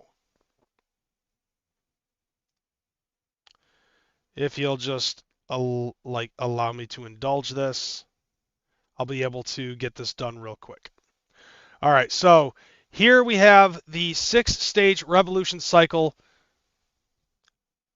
involving France, Russia, Cuba, and now us. And we also have information on the crash and shit, which this, I think, makes sense when you think of those two things. There's also some other shit that I wanted to fucking add on as well. Which, while this plays, I'm going to go ahead and do my search. There's a pattern in history that has toppled 3 major governments in the last 250 years. Yep. And right now, in 2025, the United States is following that exact same pattern, stage by stage, grievance by grievance. Interesting, isn't it? We're reading from a script written in blood and chaos. In 1789, France was the most powerful nation in Europe, wealthy, cultured, advanced. Yeah, that sounds familiar, doesn't it? And within 5 years, the government was overthrown, the king was beheaded, and the country descended into the Terror, where 40,000 people were executed for political crimes. In 1917, Russia was a vast empire. The Tsar ruled 180 million people. The military had just fought in World War I, and in 8 months, the entire regime collapsed. The Tsar was executed. The Bolsheviks took power, and 20 million would die in the Civil War and purges that followed. In 1959, Cuba was a prosperous Caribbean nation. American tourists, casinos, a functioning economy. And in 2 years, Fidel Castro overthrew the government, nationalized everything, and turned the country into a communist dictatorship that lasted 60 years. 3 times. 3 revolutions. 3 moments when a seemingly stable government collapsed into chaos. And every time, the people in power never saw it coming. What's interesting, too, is all 3 of them follow the exact same pattern. They thought they were untouchable. Mm-hmm. They thought the peasants would never rise. They thought the system was too strong to fall. They were wrong. Every single time. And right now, every warning sign that preceded those 3 revolutions is present in the United States. The wealth inequality. Yep. So, like a lot of people, now, keeping in mind, I want to point this out. Now, I'm not playing this to basically play the political game. Okay? I've been watching other videos where it shows, like, over the last God knows how long, like I saw this one video where it actually showed statistics of empires and countries being formed, so on and so forth, from the first time human history was documented in 3800 BC up until now, 2025. So over 5,000 years of documentation, right? And you see, and I wanted to watch it just to see how long it was going to take for me to see one that I actually recognized outside of bibliography. And, obviously, like, outside of Egypt, because, like, there was a lot of stuff based on Egypt. And then, of course, taking a look at, by the time it hits 0 AD, and seeing where, like, how much of Europe and the Arabias and Africa, like, just basically seeing the growth of the Roman Empire.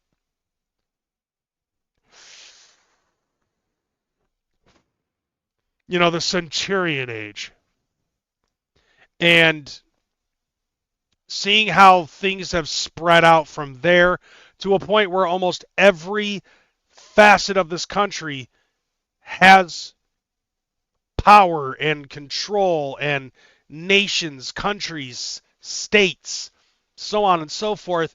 And now I'm looking at it and it's like, okay, I've also seen the rise and falls of specific superpowers in countries like Soviet Russia, us, China, where Canada somehow got involved. I've also seen rise in growth and speculated future growth up until 21, the year 2100, for religion. And obviously right now, where Christianity is still a driving force, but Muslim is quickly rising. And by 2070, Muslim will have matched, if not exceeded, Christianity. However, Muslim is kind of a newer religion in comparison to Christianity, because I believe Christianity started around like 45 AD. Muslim has only been around for 600 years, if I'm not mistaken.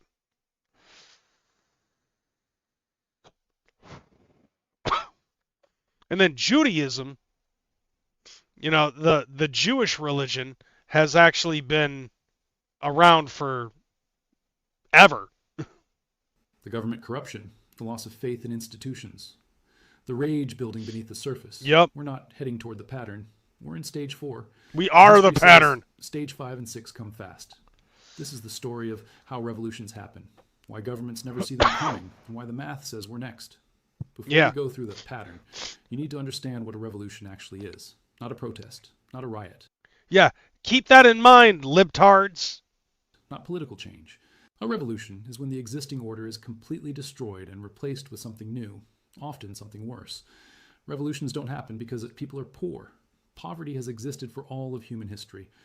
I mean, basically what they're explaining is like, okay, one of the things is like the imbalance of wealth and power, and when the people start to fucking wake up and see that imbalance of wealth and power, that's when the fucking commoners start getting fucking angry and they demand a change. But the people who have the wealth and power don't see things the same way that we do, and so they refuse to do it. And then what ends up happening? A revolt.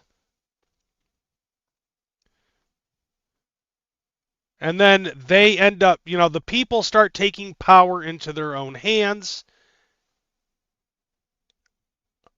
And then they try to introduce something new, which is worse than what they had before.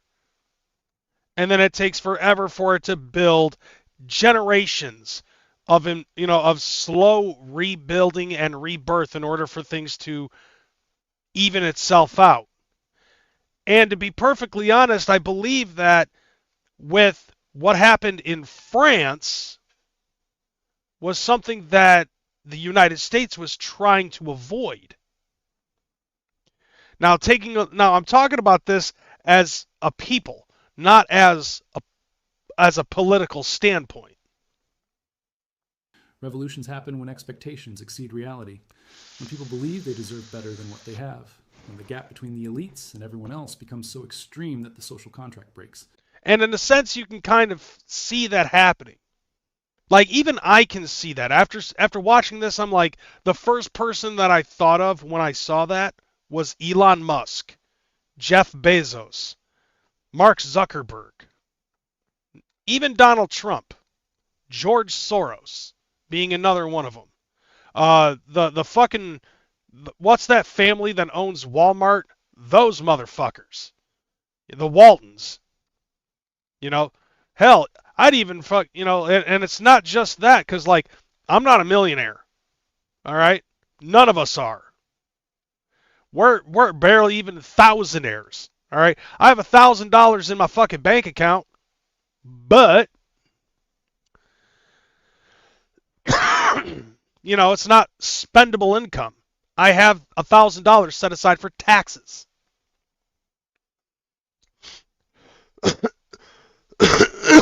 God damn, I got this mad tickle in my throat, but that basically means that my fucking throat's healing.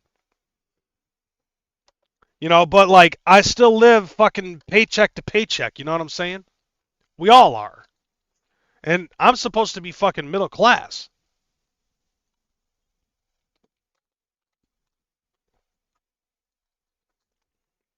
And most importantly, when people lose faith that the system can fix itself, that the government, the courts, the elections, any of it will address their grievances. And we're trying to. Peaceful reform becomes impossible. Violent revolution becomes inevitable. That's not radical theory. That's John F. Kennedy's exact words. Ask not what your country can do for you. Yeah. Ask not what your country has given you. Ask what your country, or what is that, your generation can do. That is so fucking wrong. That's AI to the core. I believe what he said was, ask not what your country can do for you, but what you can do for your country. Stupid AI. Those who make peaceful revolution impossible will make violent revolution inevitable. And history proves it every single time. Yep. France, Russia, Cuba. 3 different centuries, 3 different ideologies, but the exact same 6-stage sequence. Let's look at how it actually played out. Let's start with the mother of all modern revolutions, France. So we're only going to focus on France here, because this kind of sets the stage, you know what I'm saying, for how revolutions start. 1789. In the 1780s, France was the center of European civilization. Paris was the cultural capital of the world. French was the language of diplomacy. The arts, philosophy, science, all flourishing. King Louis XVI sat on the throne. The monarchy had ruled France for 800 years. It seemed eternal, unshakable. But beneath the surface, the rot was total. This is stage 1 of every revolution, extreme wealth inequality. It also didn't help the fact that, no wait, which King Henry did they say this was? 16th? Okay, yeah. In 1789, France had 27 million people divided into 3 estates. The first estate, the clergy, owned 10% of the land and paid no taxes. The second estate, the nobility, about 400,000 people, owned 25% of the land and paid almost no taxes. Yep. The third estate, everyone else, 26 million peasants, workers, and middle class, owned 65% of the land and paid all the taxes. Yeah, so basically, like, the tax structure was based on land, I guess. But it was also like, the more money that they had, the more wealth that they had, the more land that they had, the more power they had, and they could pretty much do whatever they wanted. As a good example of a huge imbalance of wealth, in a sense. Let that sink in. 1.5% of the population paid no taxes, while 98.5% carried the entire burden. And it wasn't just taxes. The nobility had privileges. They could hunt on peasant land. They could demand labor. They lived in palaces while peasants starved. By 1788, a bad harvest caused bread prices to spike. Bread was 88% of the peasant's budget. When prices doubled, people couldn't eat. But the Yeah, that sounds familiar. nobility, still eating 5-course meals, still throwing lavish parties at Versailles. The gap between the rich and everyone else wasn't just economic. It was a complete disconnect from reality. Yeah, and that's another prime example of that too. Like, take a look at our fucking leaders, all right? Every single one of them, almost every single one of them, all fucking millionaires. During this shutdown, not a single person in Congress, not a single person in the Senate, not a single person in the executive branch or the judicial are not getting paid. Who's not getting paid right now? people who need the food stamps and our military, right?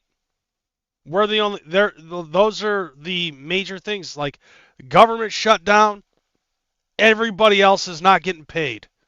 But our leaders are still getting paid. People who are working class people right now, the lower and middle class people who are still working their jobs, they're still getting paid, right? Even the millionaires and billionaires outside of politics are still doing their shit and getting paid. You know, because they work. But it's the millionaires and the billionaires that are in this country that have a hard time, a majority of them have a very hard time understanding what it is like for lower and middle class people to live. They don't care because they like the price of food for them is very fucking minimal of their worries, right? Like I remember when Napster was a thing.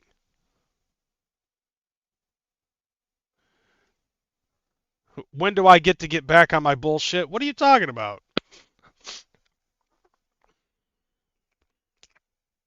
It's like I remember the whole Napster shit. You know what I'm saying? Like fucking Lars Ulrich fucking bitching about people basically doing digital tape trading.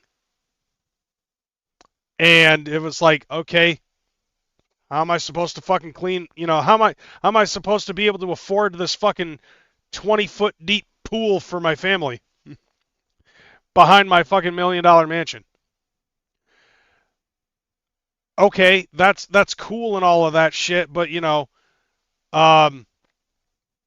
fuck buying Metallica Black Album again when I could use that money to buy myself a $5 footlong at fucking Subway.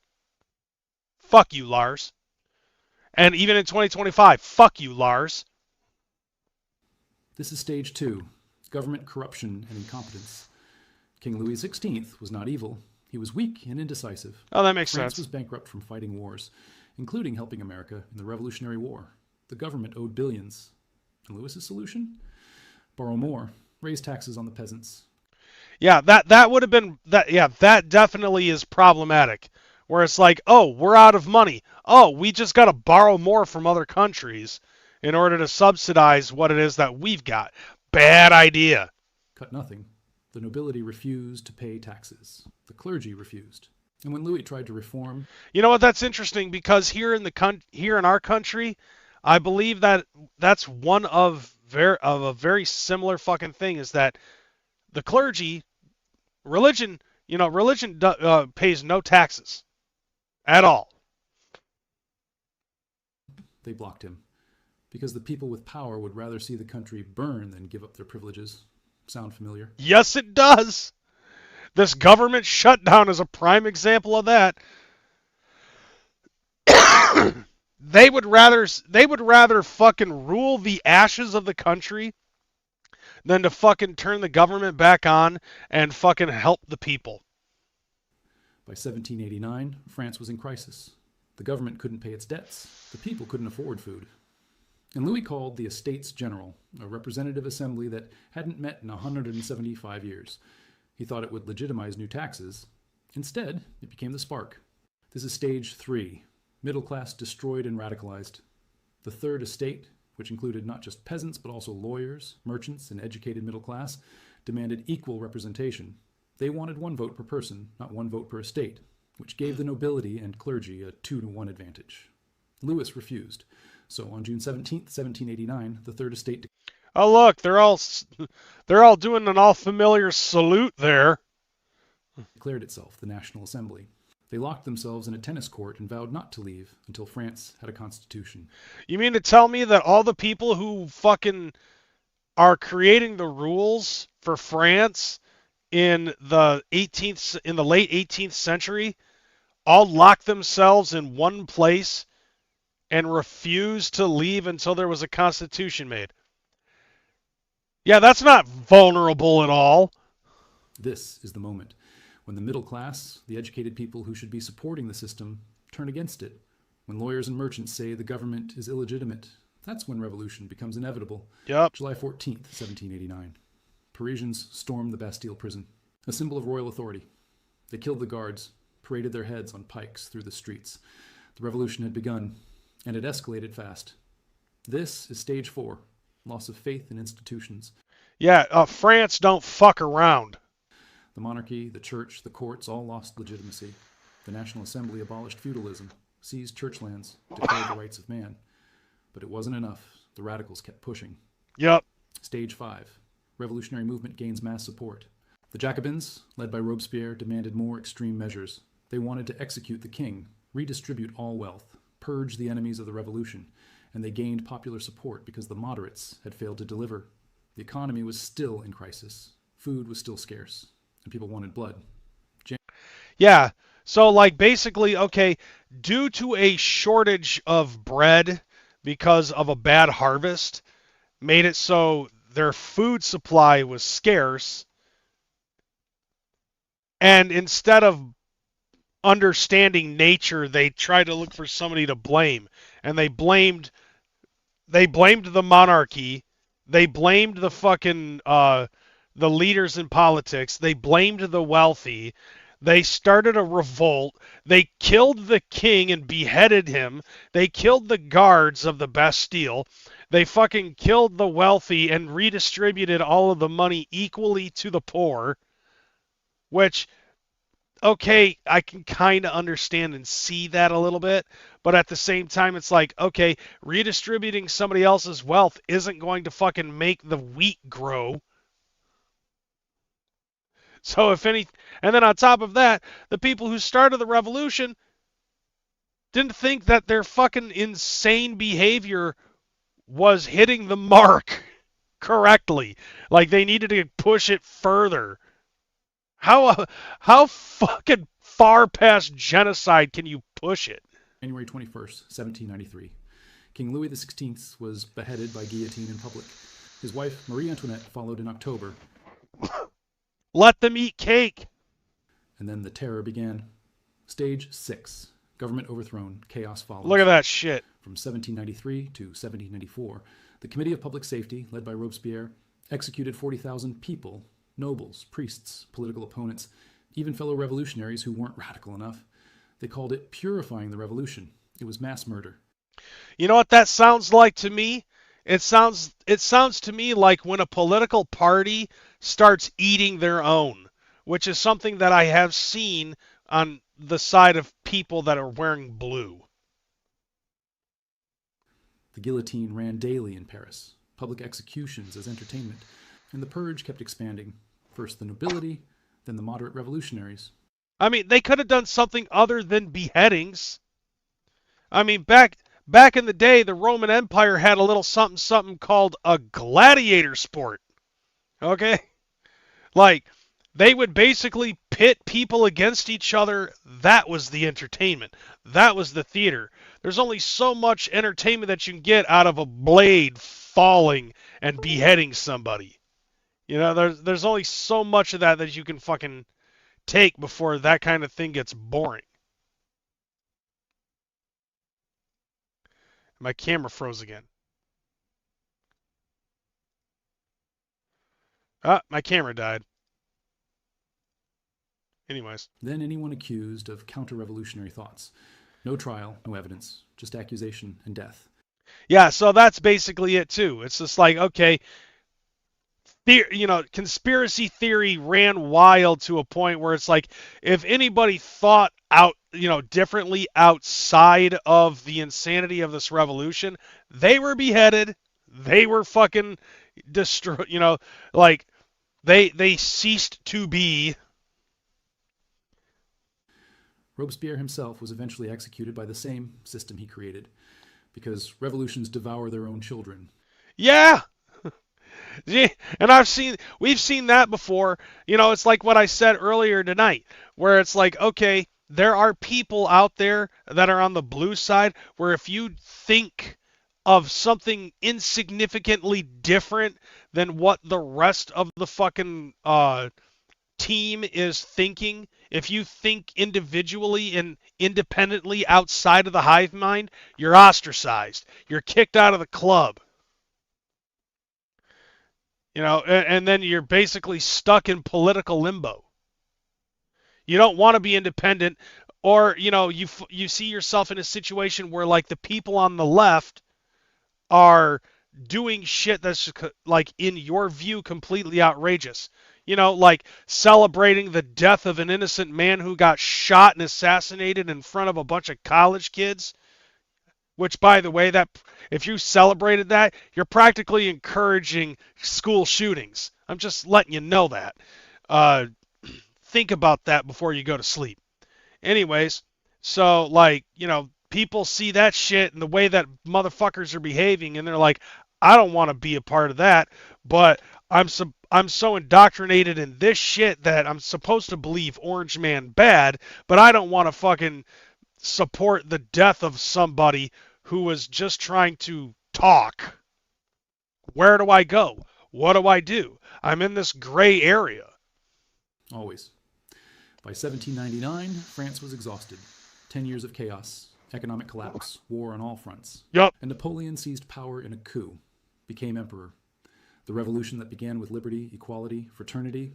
And then he was kidnapped by some guys in a phone booth that came in from the year 1988 just so that way they could pass their fucking history test and become the band known as Wild Stallions. Do-do-do-do. Ended with a military dictatorship But then he was brought back and later beheaded. that would drag Europe into 15 years of war. The lesson of France. Extreme inequality plus government incompetence plus loss of faith in institutions leads to revolution. And revolution leads to chaos, terror, and often dictatorship worse than what came before. Yup. Yeah, that obviously is a good point. Like, King Louis XVI, they said, wasn't evil. He was just indecisive and a bad leader. That's all that it was. And when the fucking revolution happened, General Napoleon Bonaparte ends up fucking stepping in via a coup, and it turns out he's worse than the other guy was. Now let's jump forward 128 years. Okay, now they start talking about Cuba. Similar shit ended up happening in Cuba, but then there was also Russia that ended up... No, actually, no. Russia started first. Russia, 1970. Okay, yeah, Russia. Where was I for that? Hold on a second.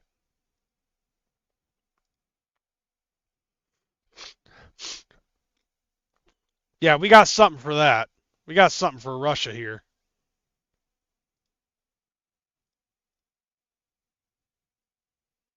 Yeah, so they talk about Russia.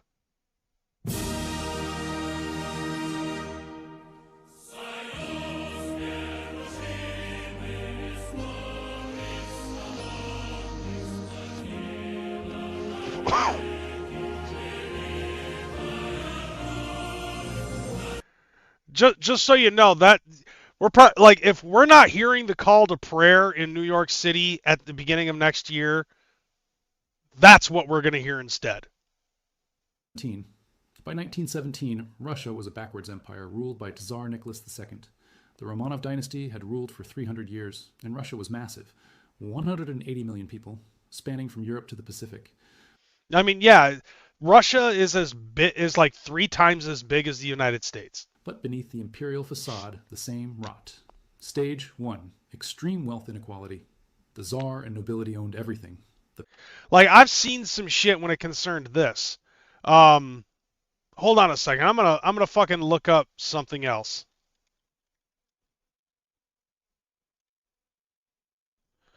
So, now granted, the beginning of this takes place in 1917. We're going to fast forward real quick to the 1980s. Okay? Here. It was the joke heard around the world, the one by President Reagan about bombing the Soviet Union, and it resulted in a Soviet... 1984. The Cold War raged between 2 superpowers, the United States and the Soviet Union. Major economic and political differences created a... So, like, when it concerns the argument of socialism, This is what I use for this fucking argument. Courtesy of Norm, the gaming historian. A constant state of tension between the former allies. Capitalist United States experienced unprecedented economic growth. Apple released the highly anticipated Macintosh personal computer. Yeah. Los Angeles hosted the 1984 Summer Olympics. Two major blockbusters hit theaters, Ghostbusters and Gremlins.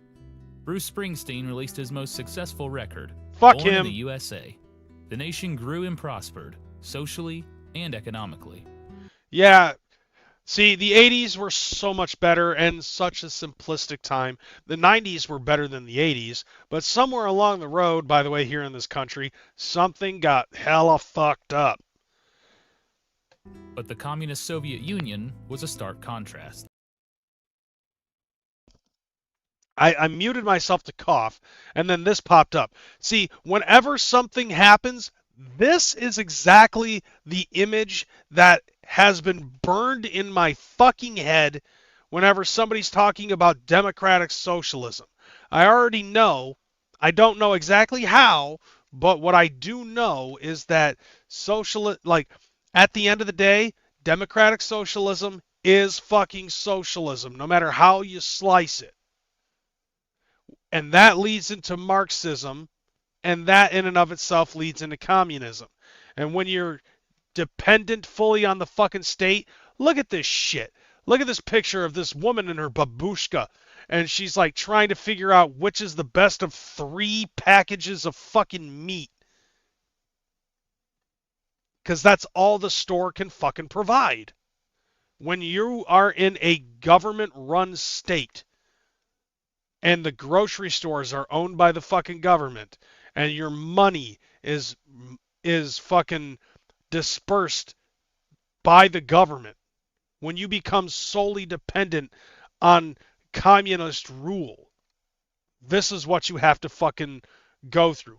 This picture right here, with or without the babushka, is going to be your future. New York City. The economy was stagnant. The cost of oil, one of the country's leading exports, declined. The country boycotted the 1984 Summer Olympics, citing anti-Soviet hysteria. General Secretary Konstantin Well, gee, I fucking wonder why. Chernenko was terminally ill. Mikhail Gorbachev waited in the wings. The country was 5 years into a conflict with Afghanistan. Citizens grew frustrated and had little money. The government enacted sweeping reforms to eradicate dissent and restore order. The two nations couldn't have been more divided. But that summer, a computer programmer in the Soviet Union created something special. It was a puzzle game that took the video game industry by storm and helped break the boundaries between the two superpowers. Yeah.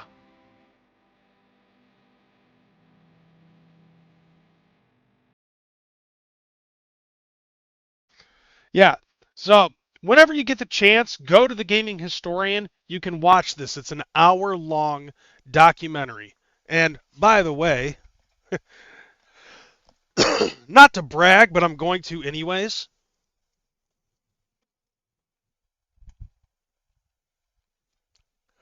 I do have a little piece of that history.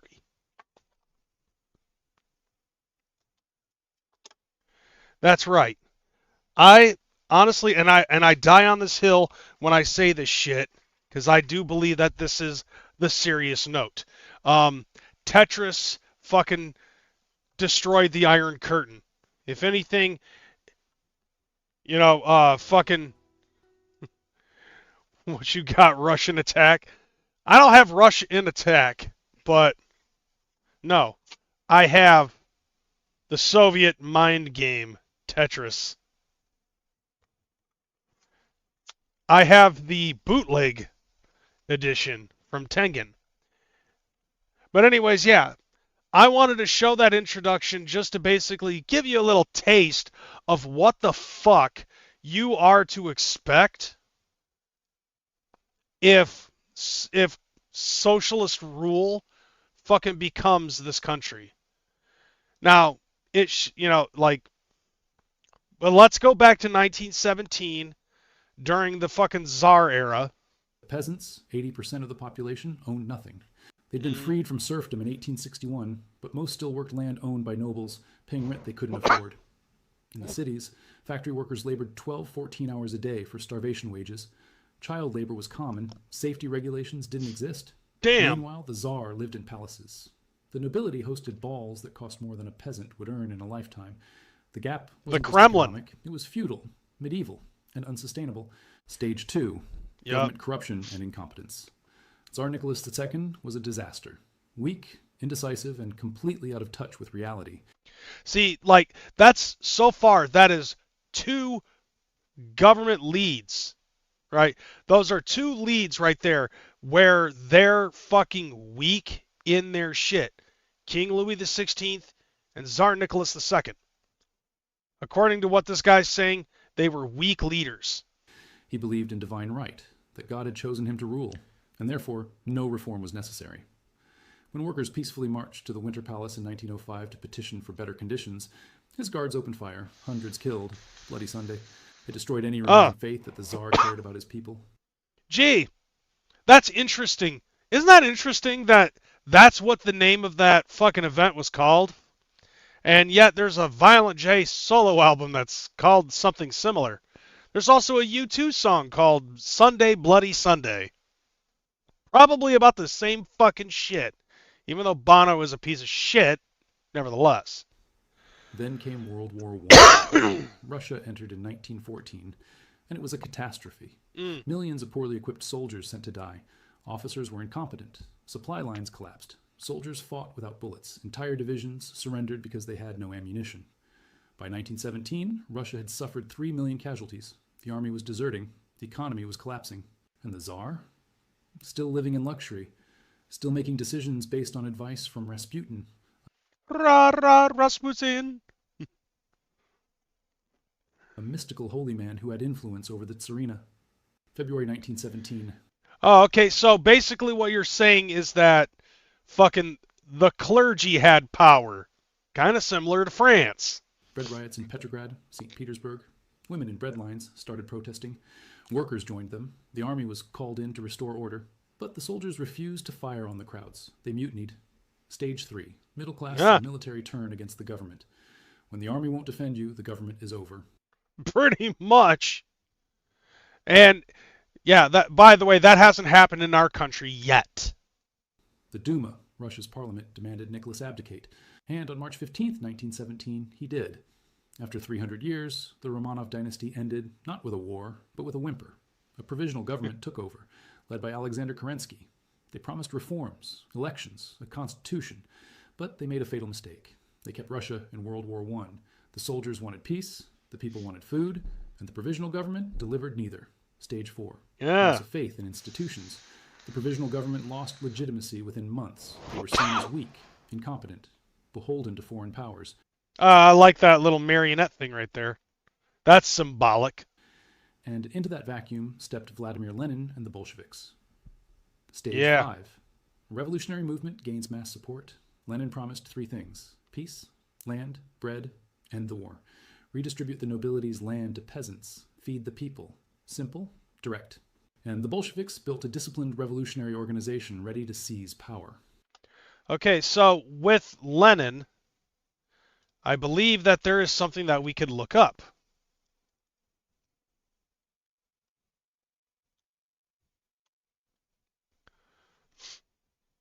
Leninism is a political and economic ideology developed by Vladimir Lenin that adapted Marxism to the era of imperialism and revolution. It advocates for the overthrow of capitalism by a disciplined, professional revolutionary party to establish a dictatorship of the proletariat, which is the first step towards communism. The ideology emphasizes a vanguard party, the abolition of private property, and the rejection of capitalism and imperialism. So this is when communism started coming into Russia. October 25th, 1917. The Bolsheviks launched a coup. They stormed the Winter Palace, arrested the provisional government, and Lenin declared Soviet power. The whole operation took less than 24 hours. Almost bloodless, but what followed wasn't. Stage 6. Government overthrown, chaos follows. The Russian Civil War lasted from 1918 to 1922. The Reds, Bolsheviks, versus the Whites, everyone else. Monarchists, liberals, foreign intervention. It was total war, and the Bolsheviks won through ruthless terror. The Cheka, the secret police, executed anyone suspected of counter-revolutionary activity. Now, Cheka, people would probably try to say that that's very similar to ICE, but not really, though. We don't have a secret police. Entire villages wiped out. In July 1918, the Tsar and his entire family were executed in a basement, shot and bayoneted. Even the children. That's By disgusting. 1922, the Bolsheviks controlled Russia. But the cost was catastrophic. 10 million dead in the Civil War. Famine killed millions more. The economy was destroyed. And Lenin's promises? Peace meant surrender to Germany in humiliating terms. Land meant collectivization and famine. Bread meant rationing and starvation. The revolution that promised liberation delivered... So basically Lenin was not able to provide the promises that he had fucking made. dictatorship. Stalin would take over in 1924 and kill 20 million more in purges and famines. Yeah, so Stalin ended up fucking making things worse, basically.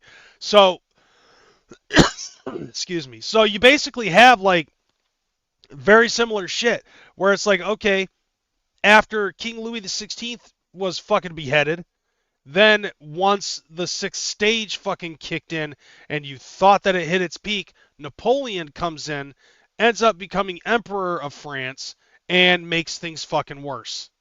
Then you've got the Tsar that fucking was ruling during the First World War. That didn't work out, so they brought in Lenin, which Lenin ended up creating Leninism that slowly goes into communism. That was worse than what it was with the Tsar, but obviously, according to what this guy's saying, the Tsar was a pussy. And then when Leninism didn't work, here comes Stalin, who's even worse than Lenin.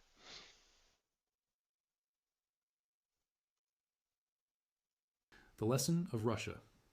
When government incompetence meets military defeat meets revolutionary organization, the entire system can collapse in months. And what replaces it is often far worse. Now let's look at the most recent example. Now, we're not going to look into that. What we're going to do is we're going to look into the next fucking thing, which is more towards our fucking country. But you can see, you can basically see with examples of France and Russia what we're seeing right now, and we're in stage 4, according to what this is. If there's some, we need to take a look at the history of how these revolutions start and figure out what can we do to eliminate that process. Because the only thing that we can do as of right now is to either just let it take its course and just wait it out for the next fucking 50 years, or we can start trying to slow the process down or figure out a way on how to reverse it based off of the things that has already happened in the past. It's like I've said before, those who forget the past are doomed to repeat it. And it's a very common phrase. This is something that will happen. And where we're sitting at right now, we're about to hit another fucking crash that's going to make the Great Depression and the Great Recession of 2008 look like fucking daycare. So here's the next one. In 1929, the stock market crashed and America entered the Great Depression. Stocks fell 89% over 3 years, 25% unemployment. Banks failed. Savings wiped out. Yep. It took 25 years for the market to recover to 1929 levels. Dude, the AI pictures that this guy fucking uses is just crap. In 2008, the housing market crashed and triggered the Great Recession. I remember, and dude, the housing market now is worse than it was before the Great Recession. Now, this is interesting, though, because this guy explains that with what we've got going on right now is a huge difference than what we had with the fucking Great Recession and the Great Depression. America is bankrupt, has been for years. They've only kicked the can down the road, for as long as they can. Money is useless. It's scary. But here, I've actually, I've actually had chats with ChatGPT about this type of stuff and what could possibly be done. Stocks fell 57% in 18 months. Yep. 10% unemployment. Banks needed bailouts. Retirement accounts devastated. It took 5.5 years for markets to recover. But 2025 is different. This time, stocks, bonds, and real estate are all crashing simultaneously. And the fucking automobile industry as well. They forgot to mention that. Because I've noticed that the automobile industry is fucked up as well. During COVID, no one was able to sell a car, right? I believe Priuses were going for about like $55,000. And then you also had massive fucking vehicles like Humvees that were going for like, and Teslas are going for like 6-digit figures, right? Like $100,000, $110,000 for these vehicles. And now it's not like that. I actually took a look at a 2026 Toyota Prius about a week ago. $36,000. They used to sell for $54,000 during the recession. When gas was like $5 a gallon here in Michigan, which I can only imagine how bad it was in states like New York and California, where everything is fucking expensive. I can only imagine how much it was for there. Like $7 a gallon, some shit like that. I'm just spitballing. But now, like nobody's buying vehicles because nobody can afford this shit. And it's just amazing. In what financial historians are calling the everything bubble. Yeah. And when everything crashes together, there's nowhere to hide. What if I told you we're not in a new situation? We're in 1928, right before the Great Depression. Except this time it's worse, because the tools that saved us after 1929 and 2008 no longer exist. The Federal Reserve can't cut interest rates to zero because they're already low. They can't print unlimited money because they just did that and caused the worst inflation in 40 years. Yeah, this is something that I've been fucking talking about for like, what, the last 2-3 weeks? When you print out more money, the value of the dollar stretches out and makes it worth less than it actually is. Like $100 bill that is, that was made in, say, 2018 is now only worth like maybe $21. Sometimes we can have a straight up world events stream. I would love to hear your thoughts on worldwide events as a whole. I mean, that's what I try to do. Like, honestly, like, I add this stuff into the shit for juggalos to understand this and try to give them as simple an interpretation as I possibly can. But it's like a lot of juggalos don't really want to listen to this type of shit, but at the same time they want to act like they know what's going on when in reality most of them don't. And it's like, well, how the hell are you supposed to know what the hell's going on if you're not fucking paying attention to what the hell's going on? You're only hearing fucking sound bites and fucking reading headlines, assuming you can read, and just taking it at face value and not even bothering to take the time to look into it. And then when somebody else does that for you, you're like, we don't want to listen to you. You don't know what you're talking about. The government can't bail everyone out because it's already drowning in $36 trillion of debt. Yup. Let me show you why every major financial indicator is flashing red. Why the crash window This is is November fucked up, 2025 by the way. to June 2026, and why the coming collapse will destroy more wealth than any event in human history. This isn't speculation. This is mathematics. To understand why 2025 is different from every previous crash, you need to understand that we're not in one bubble. We're in 3 simultaneous bubbles that have never occurred together in financial history. Yep. So basically you're taking a look at this where it's like, okay, during the Great Depression, the stock market fucking crashed, right? But they still had real estate and bonds to fucking subsidize their money from. In 2008, the real estate market fucking crashed, but we still had bonds and stock markets to fucking, to fucking divvy in from. Now it's all 3 of these things, and we have nothing to fucking divvy from. So when one of them fucking crashes, which is inevitable. If we continue going down the route that we're going right now, it's inevitable that one of these bubbles is going to bust and we got nothing. And the United States will suddenly become go from a first world country to a third world country. It'll be much more difficult for us to fucking grow again in this lifetime, assuming that we will have the capability to grow if we don't end up having a fucking revolution happen in the middle of it, which as of right now seems inevitable in and of itself, and we're already seeing the shit going down with stupid stuff going on in Portland with Antifa. And then we've also got everybody in the government trying to blame Trump for fucking everything.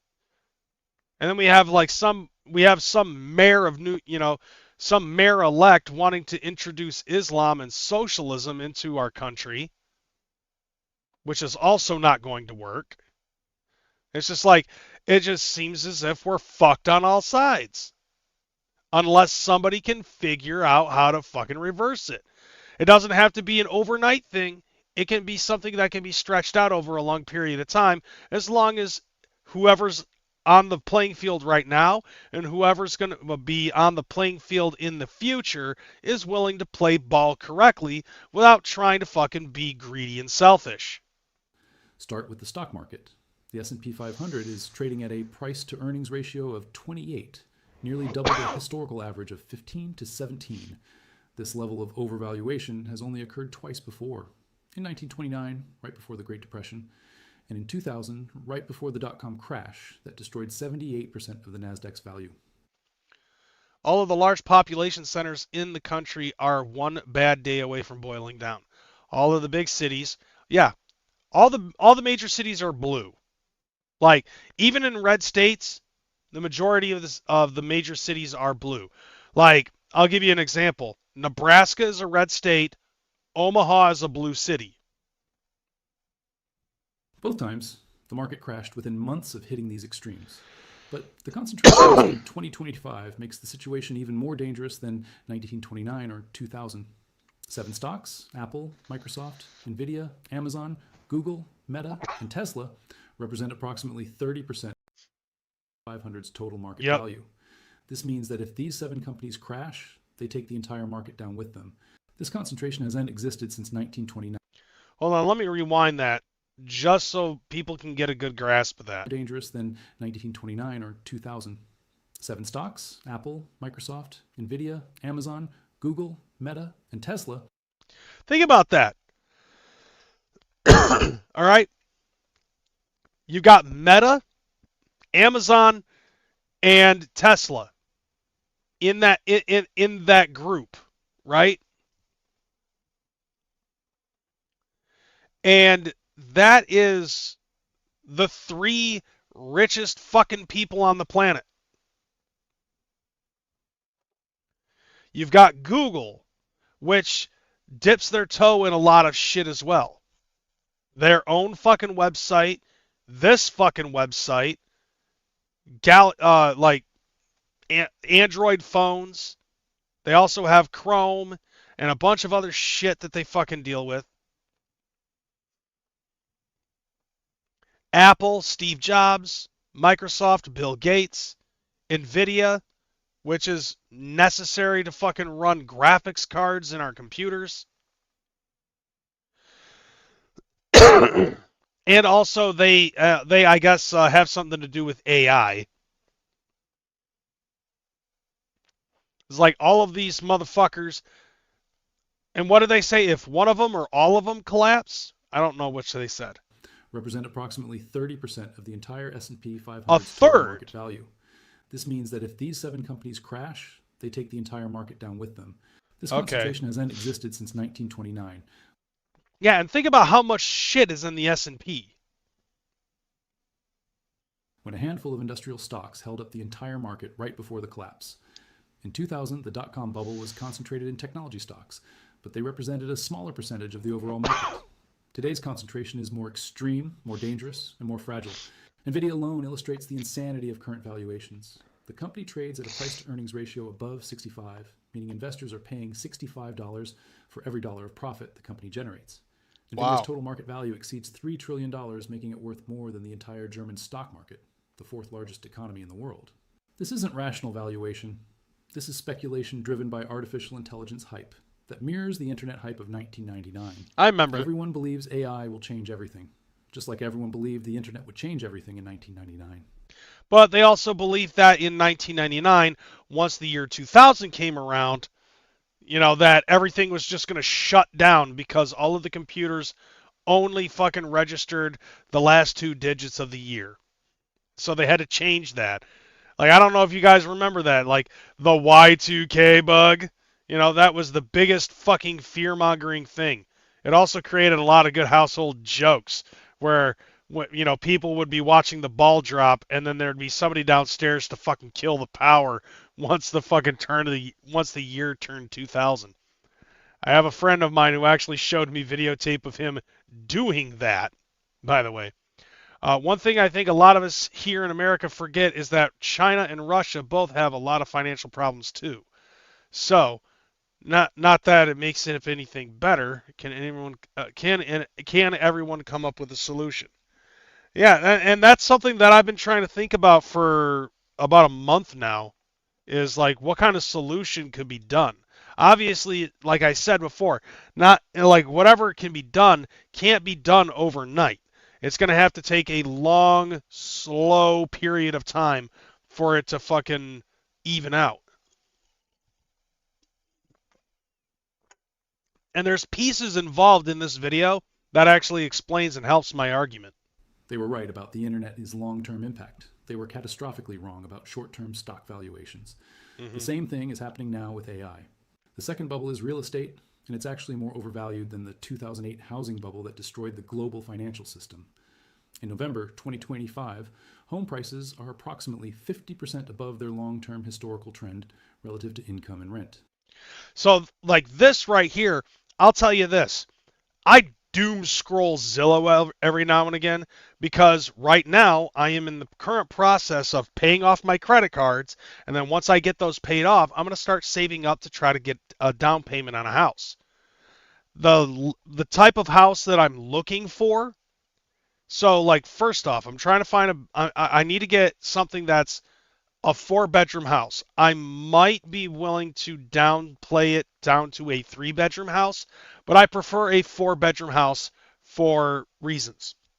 With a fully finished basement, because let's face it, I am a basement dweller.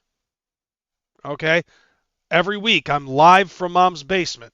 Whenever I fucking go on somebody else's stream and panel up, I'm live from mom's basement. Now, I take a look at the prices of what it is that I'm trying to look for in the locational area that I want to fucking live in, because I don't expect anything less than what I want. $500,000 even in the state of Michigan. Okay? People are paying for studio apartments that are like $1,500 to $2,000 a month in rent. That's how bad it's gotten. It wasn't like this in 2008. In 2008, I was renting out a 3-bedroom trailer, me and my wife at the time, and it was like $1,250 a month.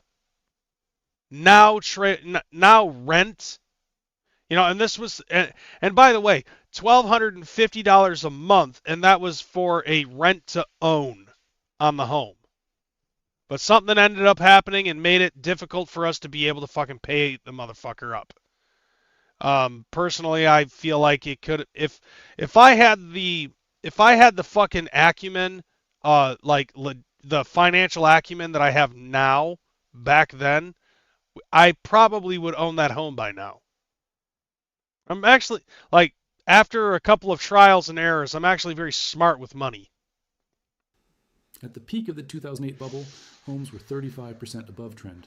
This means the current housing bubble is 43% larger than the bubble that caused the Great Recession. Yeah, proof of the pudding right there. The crisis that required trillions in bailouts and nearly destroyed capitalism was 35% overvaluation. We're now at 50% overvaluation. And most people don't even realize we're in a bubble because prices have been high for so long that it feels normal. Yeah, that's true. You know, like, prices of everything have fucking gone up. The only time that we had any bit of a fucking financial reprieve, I would have to say, was 2016 to 2020. Like, we had a little bit of a better reprieve during that period of time than any other time since 2008. Who was running things during that time? Don't worry, I'll wait. But residential real estate is only part of the story. Commercial real estate is in free fall, creating a slow motion crisis that will accelerate through 2025 and 2026. Office buildings across America sit 45% vacant as remote work becomes permanent. Yep. San Francisco has a 35% vacancy rate in commercial office space. These Jesus. buildings were financed with mortgages when interest rates were 3%.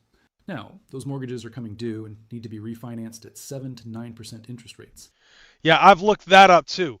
Like, right now, 7 to 9% is pretty much the normalcy.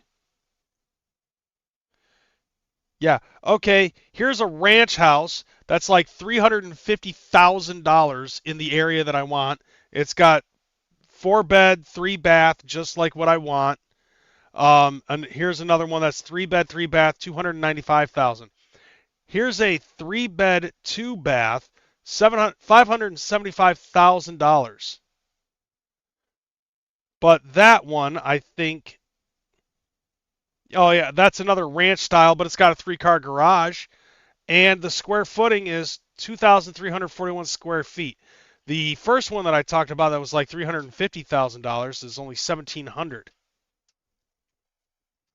Then you got a 4-bed, 2-bath that it looks like it's got 2 floors, 2,006 square feet, 4-bed, 2-bath, $449,500. And it's like, just looking at these prices, it's just like, okay, how the fuck did it get so bad? Mostly it's inflation, because right now we're at a $36 trillion deficit. The buildings aren't worth enough to support the new debt service at triple the interest rate. And by the way, also, if you notice, there are still houses that are being built right now, and they have to finish a lot of these housing developments, because once you break ground, you can't stop. And it seems as if that these fucking home companies are trying to keep the prices up in the hopes that they'll sell and be able to fucking make a massive fucking profit. But they're also building these houses super fucking fast, and they're super fucking shoddy with shitty fucking materials. So basically you're buying a lemon, because the roof will fucking deteriorate really fucking fast because they're using a lot of cheap materials and cheap labor. This means defaults, bank losses, and a cascade of failures that will mirror the 2008 subprime crisis, except in commercial properties instead of residential. The third bubble, and this is what makes 2025 unprecedented, is the bond market. Government bonds are supposed to be the safe asset you hold when stocks crash. In 1929, bonds were safe even as stocks collapsed 89%. In 2008, Treasury bonds rallied as investors fled stocks for safety. But in 2025, bonds are crashing alongside stocks because the U.S. government has issued so much debt that the bond market can't absorb it anymore. Yeah, so, like, think about this, okay? When Obama left the White House, we were $18 trillion in debt. And when Biden left office, we were $35 trillion in debt. Inflation and corporations buying all the homes so they can make money by renting them. Oh, yeah. And here's another thing, too, which I forgot to mention, going back to the whole Zoran Mamdani thing. So the rent freeze, right? He talked about the fucking rent freeze thing. This is what he plans to fucking do. Okay? And he actually said this with that little cutesy smile on his face. So everybody saw his little fucking boyish smile and was just like, oh, he's so cute. We got to vote for him. Here's what he's fucking... This is what he said literally on day one after he got fucking elected, before he started fucking begging people for money to get a good starting payment on his socialist project idea. So the rent freeze basically is like, okay, that's one of the things that he wants to fucking do. But here's the problem with how it's not going to work. The superintendents and the people who own those rental properties, they take the money for the rent to pay the bills, like the trash, electric, water, sewer, so on and so forth.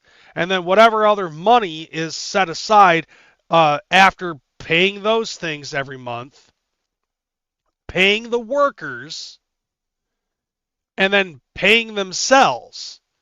Any and all extra monies is supposed to go towards building like repairs on the building, right? Well, with a rent freeze, that makes it so they can't fucking pay their workers, they can't pay themselves, and they can't spend money on the utilities, and they can't put money set aside for whatever it is that they're fucking supposed to have set aside for repairs. However, they're still supposed to be in charge of the repairs. Now, Zoran and Mamdani ended up saying that if they're not able to afford the repairs, well, then the state's going to fucking repair the buildings. And then they have to pay the state. And if they can't pay the state for the repairs that the state makes on their property, well, then they're going to be considered unfit to own this property and make it so the property therefore ends up becoming city property. And then after that, the city can do whatever they want with that property. They could kick everybody out, and they could make those into subsidized housing.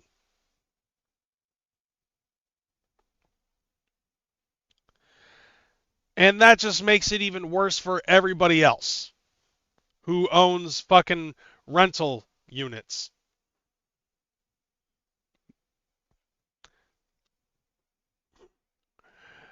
Yeah, think about that. Total federal debt exceeds $36 trillion, approximately 125% of GDP. This is the same debt to GDP ratio America had at the end of World War II, except after WW2, America was the only major economy not destroyed by war. Today, America is competing with countries that have lower debt and stronger fundamentals. The annual interest payment on this debt now exceeds $1.2 trillion per year. Yeah. So that $36 trillion debt that our country has, that's every year, that's the first thing that they have to pay on. All of the money that the country has borrowed from bonds has a $1.2 trillion interest, right? And by the way, this money borrowed was very, very shitty deals. Very high interest, insanely high interest on those. On top of the interest that we were already getting from some other stuff. And right now, we're supposed to pay that motherfucker. The time to pay that up is now. And the government's on a shutdown right now. And they're having arguments over where this fucking budget's supposed to go. So it's not really just your fucking food stamp card that's the problem. Every year, we're supposed to fucking start off with the budget, and $1.2 trillion is the first thing that they're supposed to pay on for the budget, is paying just the interest. That's the minimum interest, is $1.2 trillion. That's just enough to keep the fucking ship afloat. This is the reason why the inflation has gone up so goddamn high, is because we have to pay that, but we're chipping away at the actual budget. But we're borrowing more money and spending more money on interest than we can on paying off the fucking budget, paying off the fucking bonds and the fucking national debt that we currently have, because we had a bunch of fucking pet projects that Doge found out about. And we also have a bunch of fucking pet projects that the fucking Republican Congress found out about, and they fucking took that shit out, and the Democrats want it back in. That's why we have the shutdown right now. Is because the Democrats want the Republicans to put all that shit back in, all that wasteful fucking spending for, like, you know, getting your dick cut off in Zanzibar or whatever the fuck. You know, or like, I don't know, fucking LGBTQIA pride fucking church rallies or something like that in Zimbabwe or whatever the fuck that they want to put money on. Money that has nothing to do with our fucking country. Now, I actually talked to ChatGPT about this, and I was like, okay, look, what the Republicans are trying to do is take that money out of the situation and put it into America first. How in the hell are we supposed to be able to help other countries if we can't even help ourselves? You know, so take that money that would have gone into that shit, reallocate it into something else, like, I don't know, the fucking budget, even a couple $1 billion in, you know, after we pay the interest. So, like, if the interest is $1.2 trillion, if we can somehow figure out a way in how to pay $1.5 trillion instead, that means that that's a little bit less that we have to pay on the interest of the $36 trillion national debt that we have right now, and do it over time. It's like, obviously you can't just make $36 trillion be paid off overnight, you know, obviously, because we don't have that kind of fucking money. And that's why, instead of borrowing money from other countries and being indebted to them, and instead of printing out more money to pay off the money that we're already in debt, instead, Trump is going around the world, talking to other leaders and face-to-face discussing the tariffs that they have and figuring out a way on how to bring more money into the country. Despite Orange Man being bad, he's obviously good with finances. So it's like, okay, look, take a look at our budget, see how much money that we have to fucking put into the interest of these fucking bonds that we fucking borrowed. You know what I'm saying? Like, is it clicking yet? Making it the single largest line item in the federal budget, larger than defense spending, larger than Social Security. Larger than ICE. When interest payments exceed everything else, the government has three choices: cut spending drastically and cause a recession. Which is kind of what we're trying to avoid by, you know, implementing tariffs. Raise taxes drastically and cause a recession.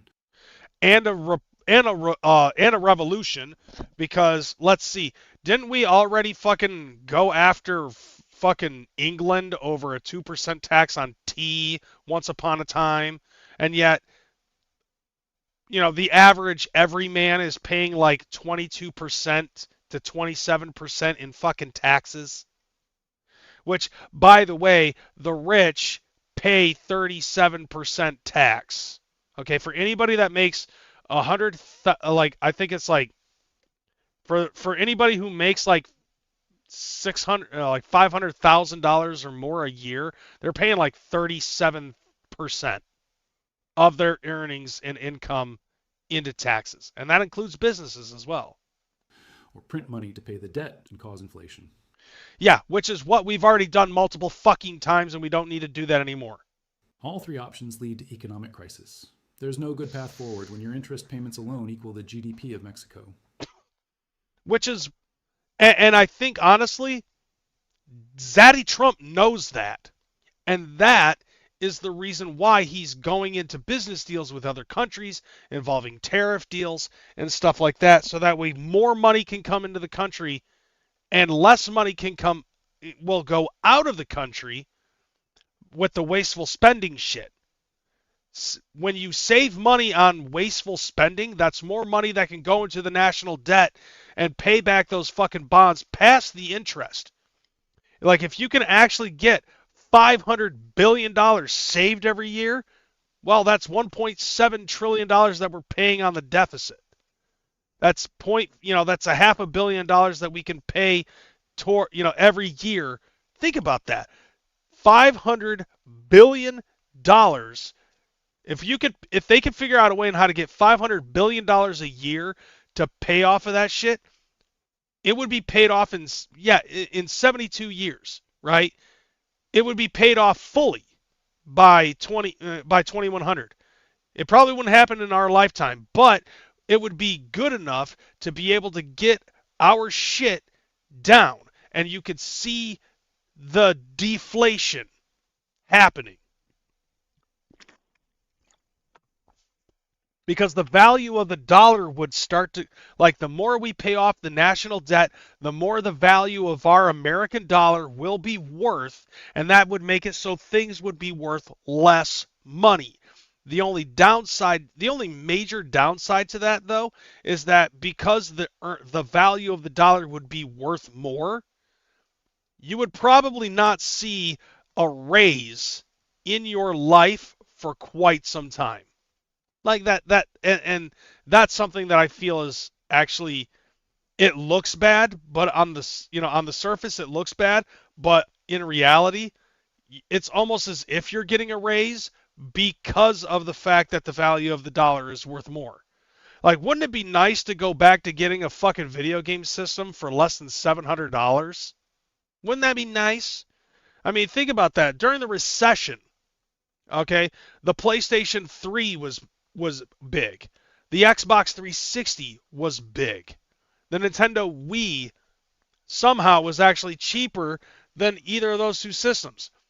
A fucking PS3 with the 80 gig fucking hard drive and the PS2 backward compatibility availability was like $600-700 fucking dollars.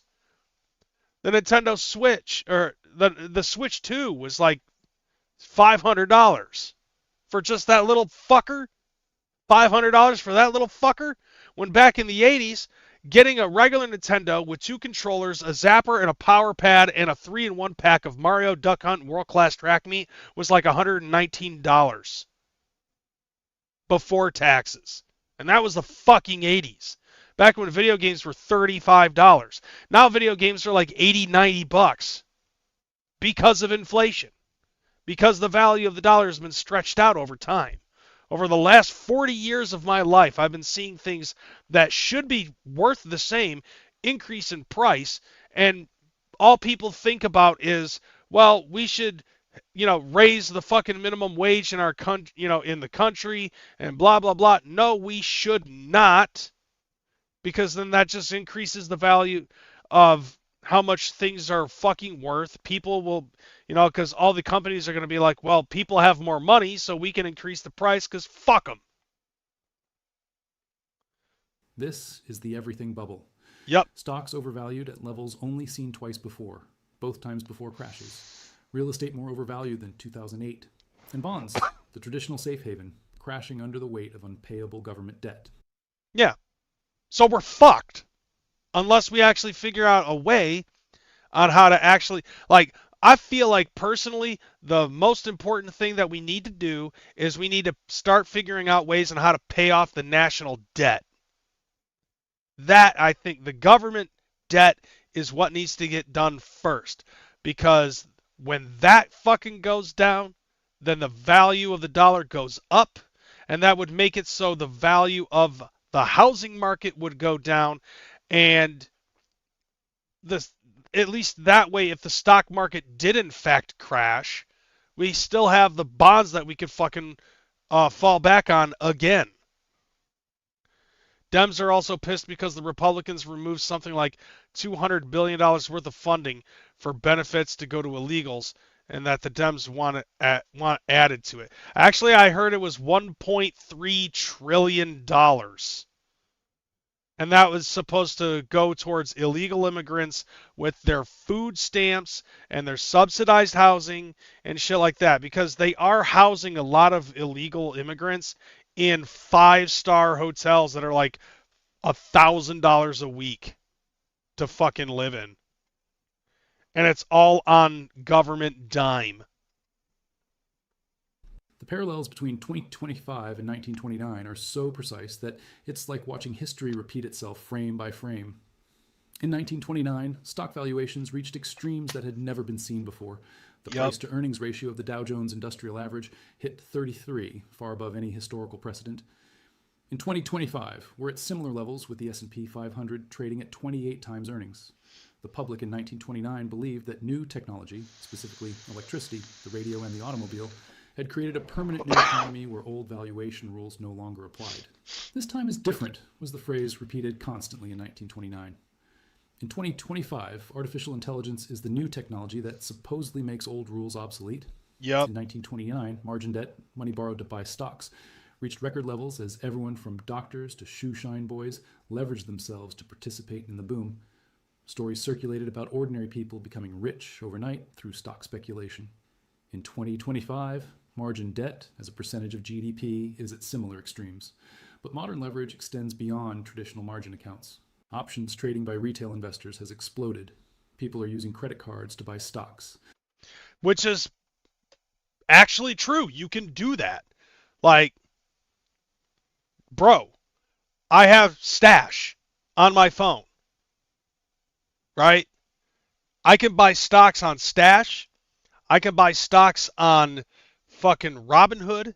I can buy stocks on Cash App, Venmo, PayPal. Like, I believe there's even an option on my Ally bank account that I could buy fucking stocks using my credit cards, my debit, and then I can pay it off later. Like, people have the capability to buy stocks using borrowed money, and then they can pull that money out to not only pay back that, but also the interest and still be able to make a fucking profit. But at the same time, human beings, most of us that are trying to do that shit, are fucking stupid, and they don't know how to regulate that shit. That's why I've never tried it. Seemed kind of risky in my view. But also, companies are borrowing money to buy back their own shares at inflated prices. Yep. The leverage in the system is everywhere, hidden in derivatives, options, and debt structures that most people don't understand. Oh, don't forget about fucking hedge funds. You know, hedge funds and short squeezes. You remember that shit that happened prior to COVID with fucking GameStop?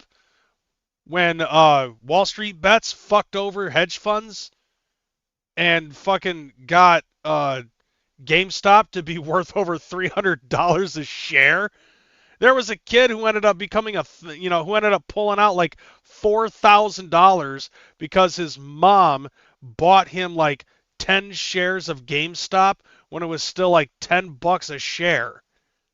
You know, and they figured that would be easy for that kind of stuff because, you know, to short squeeze the fuck out of that because they were like, who gives a fuck? It's just a brick and mortar store that nobody cares about. And then when word got out about it, because somebody ended up accidentally saying a quiet part out loud, and Wall Street Bets was like, all right, bet, fuck the hedge funds, and they lost millions of fucking dollars over that shit. And then they went to the government begging for fucking bailout money because the people fucked them at their own game. Well, yeah, but like Webbull and Coinbase, those are mostly like cryptocurrency. This is talking about like stock markets from the S&P 500 and the Dow Jones and, you know, stuff like that. Like, I'm not buying, like, I have crypto on Robinhood and I have crypto, but crypto also is its own fucking separate entity away from stocks, away from bonds. Because like with Stash, you can't buy crypto. but you can get like, dude, I ended up buying like when Trump became president, I bought $100 of stock in Tesla. I bought $100 in stock on Trump, and when the not Julia, but like when that Sydney Sweeney shit fucking happened, I bought $25 in stock for American Eagle, and I like ever since then, it's Tesla had already gone up over 100%, so I pulled my $100 back out. Anything else after that on Tesla is profit at this point. Trump went belly up. Like, I lost 50% on Trump after the first year, so I'm not pulling that money out just yet. And American Eagle went up 50%. So, yeah, I know Robinhood has both. I didn't know about Webull. I thought Webull was just primarily fucking crypto. Wealth inequality in 1929 had reached extremes where the top 1% controlled approximately 25% of total income. This concentration meant that the economy depended on a small number of wealthy individuals continuing to spend and invest. When they stopped, the entire system collapsed. In 2025, wealth inequality has reached even higher levels. Yeah, the top 1% controls approximately 32% of total wealth, higher than 1929. Yeah. Prime example, one of them being Elon fucking Musk, being the richest man in the world, owning what could be considered to be one of the wealthiest fucking businesses out there. And by the way, I also decided to take a look because I saw something very interesting. Tesla, as of right now, is like $452 and some change a share. Netflix right now is $1,100 in per share. Netflix. How in the fuck did Netflix get that high up? It went up $100 in the last month per share. Like, Netflix has become the fucking Bitcoin of the stock market.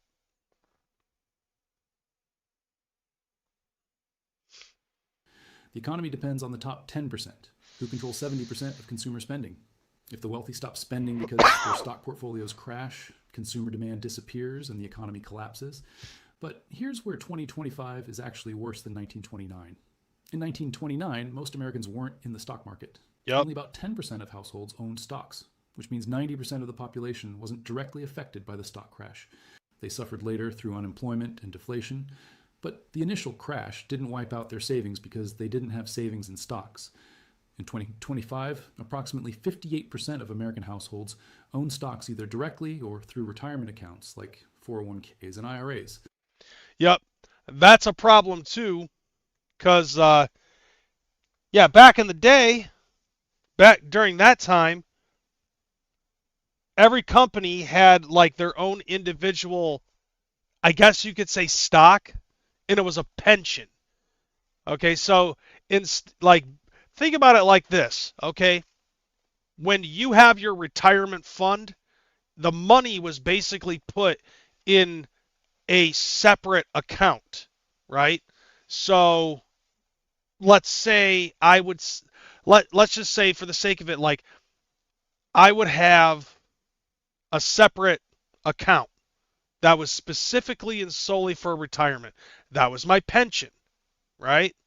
Somewhere along the lines, somebody thought that it would be a good idea to implement, instead of the pension programs, they would instead implement it into a portfolio in the stock market, where the portfolio would be like, okay, this certain percentage is for like this stock, this stock, this stock, this stock, this stock.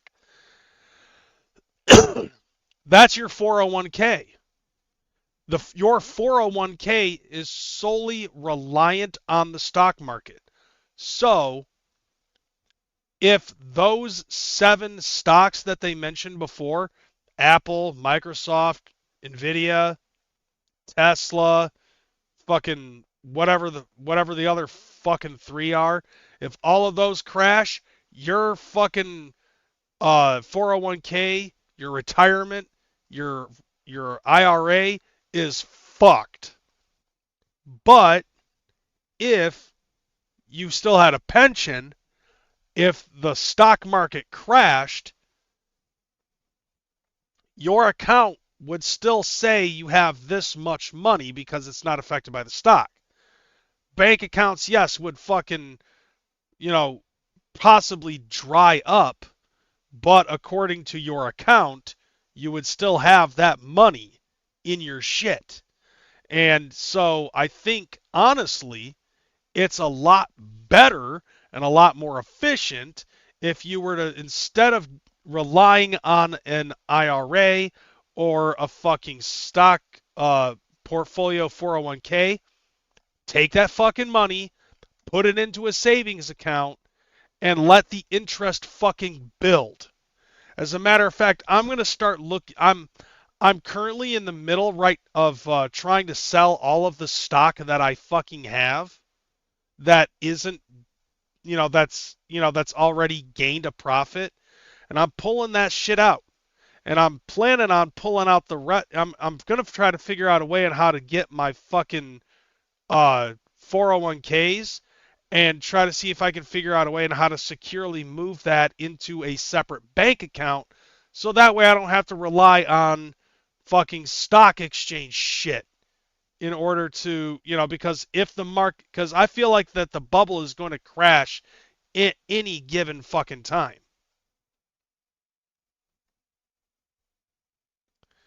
Let's see. Even if the company matches 3 to 5% of your 401k, it is still cheaper than paying a pension. True, but because of the fact that your 401k is attached to the fucking stock market, if the stock market crashes at any given time, you are fucked out of retirement. It would be a lot simpler if you were to just, instead of relying on a 401k, put it in a savings account that has a decent amount of interest in it. As a matter of fact, like I'm currently looking into possibly getting something else. Like at the beginning of the year, like right now, I work for myself, right? So I don't, so I still have money from my 401k from my last job, and I looked at it and I thought to myself, I have enough money sitting there right now where interest earnings outweigh the amount of money that I have to pay every quarter to to Empower in order to keep that fucking thing afloat. If I had to spend like $10 a quarter, that's $40 a year, but I'm already earning over $100 in interest a year for the amount of money that's in the 401k. However, if I'm looking at it right now, if I were to just put that money into a savings account, right? Because currently, here. So currently, I'm sitting on $11,000, right? That's where I'm at right now. However, if I were to put it in a bank account that says, let's say I have a bank account that has 3.3% interest, instead of earning $100 of in interest in that fucking bank account, not only do I not have to fucking pay fees for that shit, but I'm also earning fucking $363 a year in interest. And they update that every month. So if I've got $11,000, if I've got $11,000, hold on a second. Let's start off like this. We have 3.3%, right?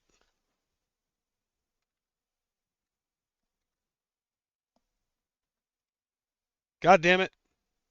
Okay. So we have 3.3%. Divide that by 365 days.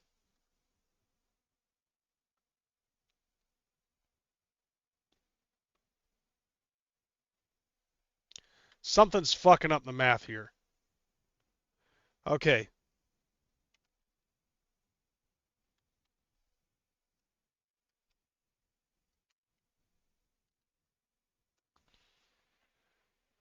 I don't know what the fuck.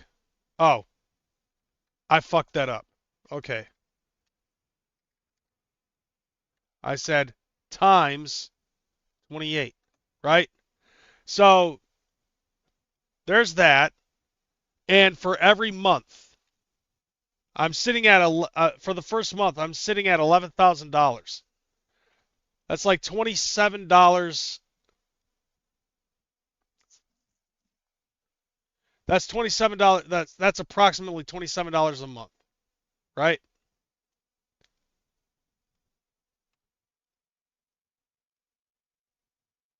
Okay, so multiply that by 12. Yeah, it's about the same. So it's about that much. Cheaper for the company. That is why companies moved away from pensions. Well, fuck the company. I'm about me. Fuck the company. Fuck company loyalty. Like, that gets you nowhere. You know what I'm saying? If anything, I want to fucking explain something to you. All right, so I fucked up what it was that I was trying to do here.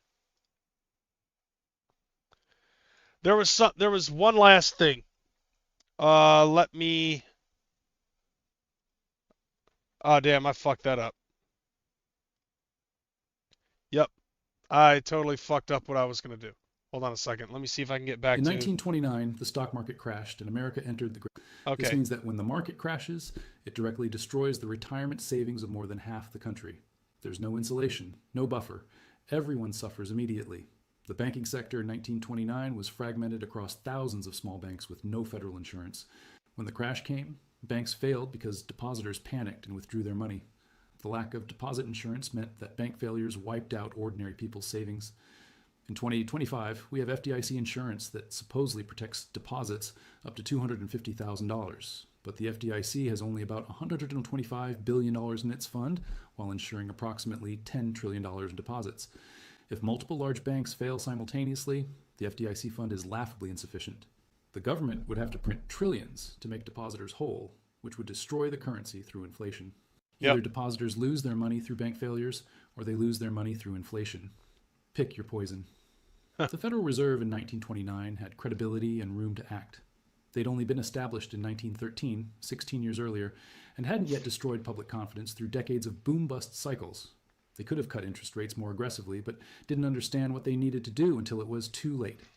In 2025, the Federal Reserve has spent the last 15 years proving it can't manage the economy. They inflated a massive bubble through quantitative easing after 2008. They kept rates too low for too long, creating the everything bubble. Then they raised rates too aggressively in 2022 and 2023, causing inflation while simultaneously threatening to crash the economy. I mean, basically, we're at a point now where it's like we're at the tippy toes of that type of shit. The Fed has lost credibility. More importantly, they've lost the tools to fix the next crisis. The 2008 financial crisis provides an even more recent and relevant comparison to what's coming in 2025 and 2026. In 2008, the crisis began with subprime mortgages, loans to people who couldn't afford them that were then packaged into complex securities and sold to investors worldwide. When housing prices stopped rising, borrowers couldn't refinance and started defaulting. The defaults cascaded through the financial system, revealing that banks were massively overleveraged and holding worthless mortgage-backed securities. In 2025, subprime lending exists everywhere, except we don't call it subprime. Auto loans with 84-month terms at high interest rates to people with poor credit. Yeah, that's a problem in and of itself, too. And then here's also with credit card debt. Credit card debt at record levels with average interest rates exceeding 21%. Yeah, all of my credit cards are at least 24%. The worst ones that I have, 39.9%.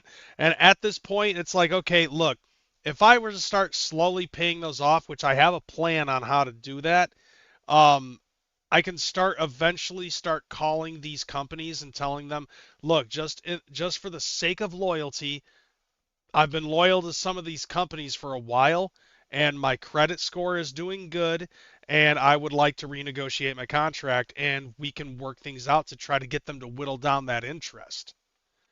Because at the end of the day, they're still getting fucking paid off of my shit, but I'd like a better deal, or I have the fucking ability to just close my contract and they don't get anything. Student loans totaling $1.77 trillion that will never be fully repaid. Which is something that I do feel bad for in this case, because it does kind of pull at my heartstrings. Not for myself, but for a lot of people that I care about that have gone to college and shit like that. I never went to college, but I know people who did. People that I have very close to my heart, and they're fucking paying like 45, $50,000 for their education, in which they get a freeze for a couple of years and not have to pay the motherfucker. But then the interest on it is so fucking sky high, they will have to spend the rest of their lives paying that fucking shit off. And at the end of that day, does it really make it worth fucking getting that education in the first place? That's why a lot of people nowadays are like, you can spend 1/10 of that money and learn a trade that'll make you fucking $30, $40, $50 an hour. Like plumbing, or fucking being a welder, auto mechanic shit, that type of stuff. And then the banks went to the government wanting to get bailed out. Yeah, and now, see, what they're explaining in this Vampire Clown is that, like, when the Depression fucking happened, the stocks market crashed, but the housing market was fine, and bonds were fine, right? So the country had stuff that they could fall back on. But then in 2008, when the housing market bubble burst, they still had bonds that they could fucking rely on, and they still had stocks that they could rely on in order to stimulate the economy. Right now in 2025, we have none of that. Housing is up. Banks are fucking falling to shit. Stock market is exploding. Like, everybody tries to talk about how great the stock market is, but also at the same time, like they were talking about in the last video, because in the last fucking video they were explaining that there was a huge fucking division between the ultra wealthy and the lower and middle class. So like the scale is not fucking evened out. Social workers and teachers paying $60,000 to $80,000 on student loans they're going to pay for the rest of their lives. Yeah, exactly. I have somebody very close to me that ended up fucking going to college to be a teacher, and while I support them getting their education and learning a craft that they wanted to learn, it's just, is it worth it to have to spend the rest of your life paying off an $80,000 loan on at minimum 15% interest? I don't fucking think so. It's like, it's just, and especially since the value of the dollar is so fucked right now that, you're paying off the fucking, it's basically the same thing as the government trying to pay off a $1.2 trillion national debt to the bonds that they fucking borrowed, right? It doesn't go anywhere. And $1.2 trillion a year is the minimum as of right now. So you got to figure out a way on how to fucking whittle it off, little by little. And then once you get the ball rolling, you can snowball that motherfucker. Or if you're lucky enough, figure out a way on how to avalanche that motherfucker.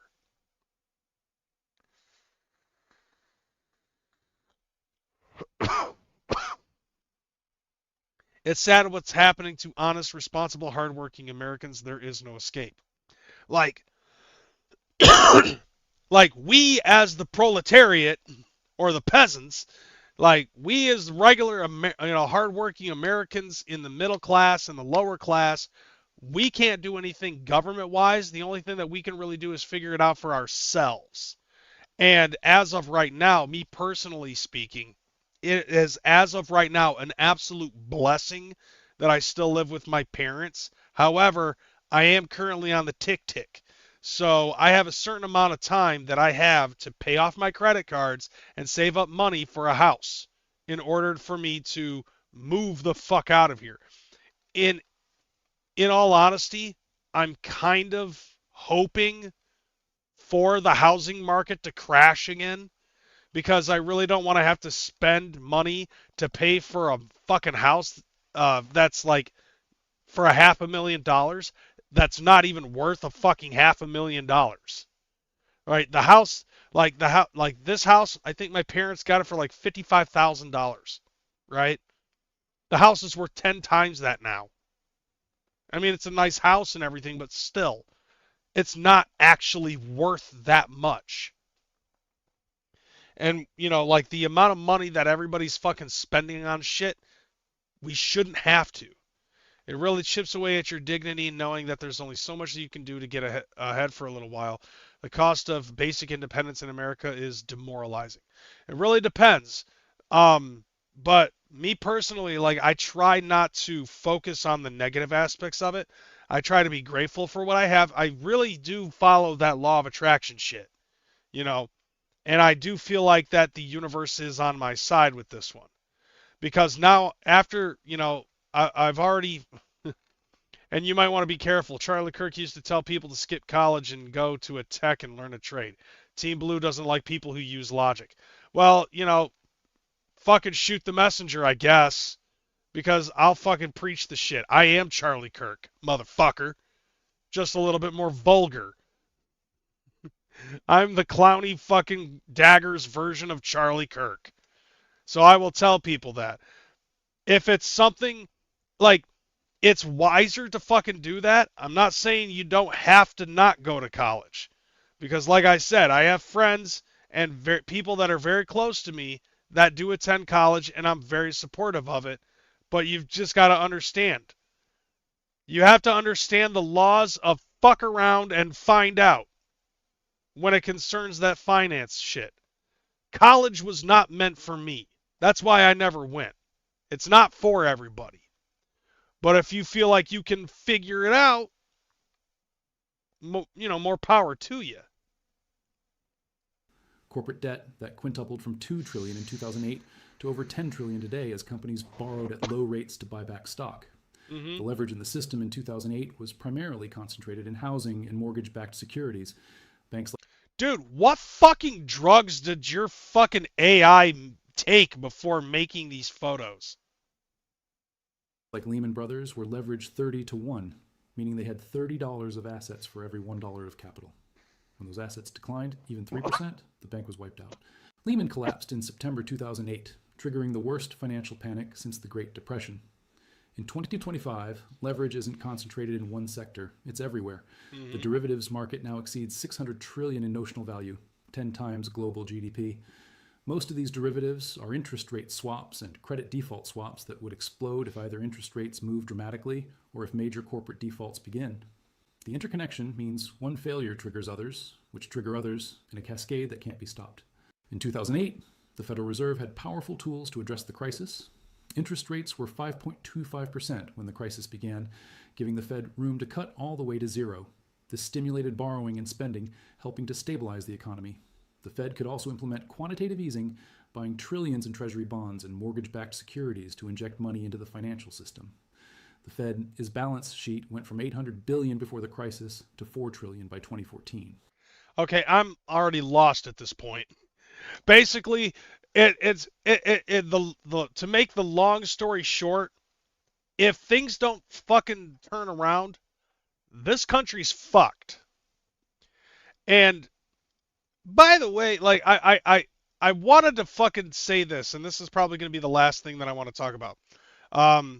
Like I said before, I do a lot of conversating with Chat GPT about this type of stuff.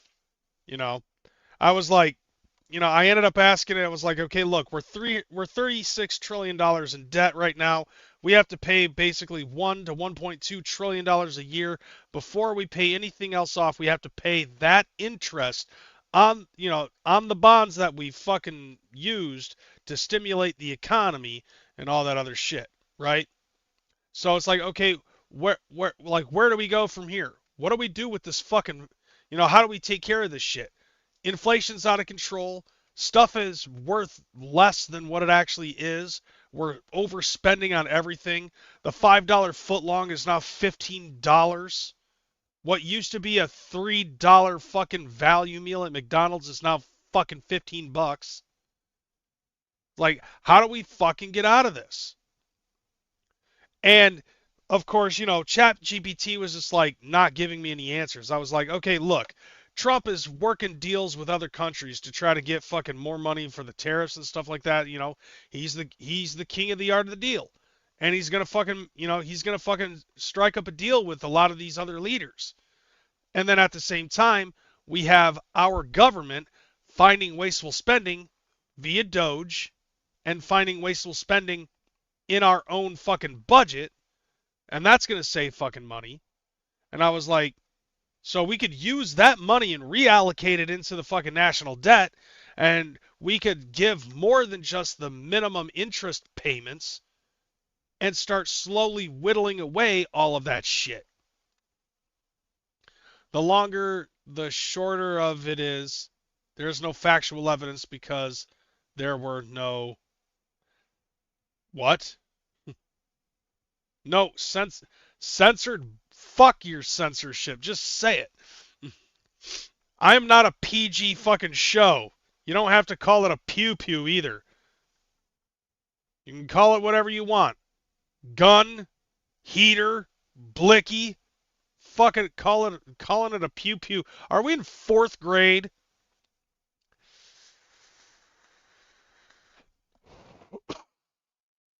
I want to basically point this out. Like, even ChatGPT was like, okay, so if we were to take all of these tariffs and reallocate it into the national debt, and we take all of these wasteful spending decisions that the country has made, like $1.4 trillion in fucking, like food stamps and cash assistance and WIC and fucking subsidized housing for illegal immigrants, and we put it into the fucking national debt, we could whittle away what national debt that we have, and then next year we'd have less interest that we would have to fucking pay on, because it's just like a fucking credit card. The only difference is that you can't call up the bonds company and be like, I want to renegotiate my contract on the interest payments. We can't fucking do that. It's like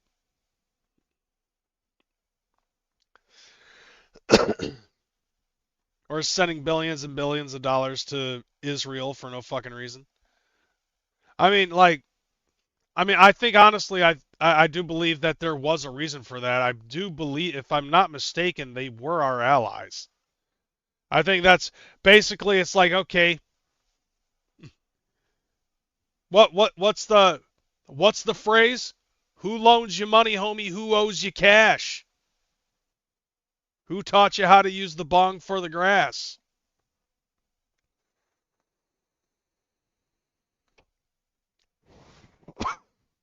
How's about that for a fucking spinneroony? Yeah, you don't know much? Oh, that's okay, because, we're all living in an idiocracy anyways.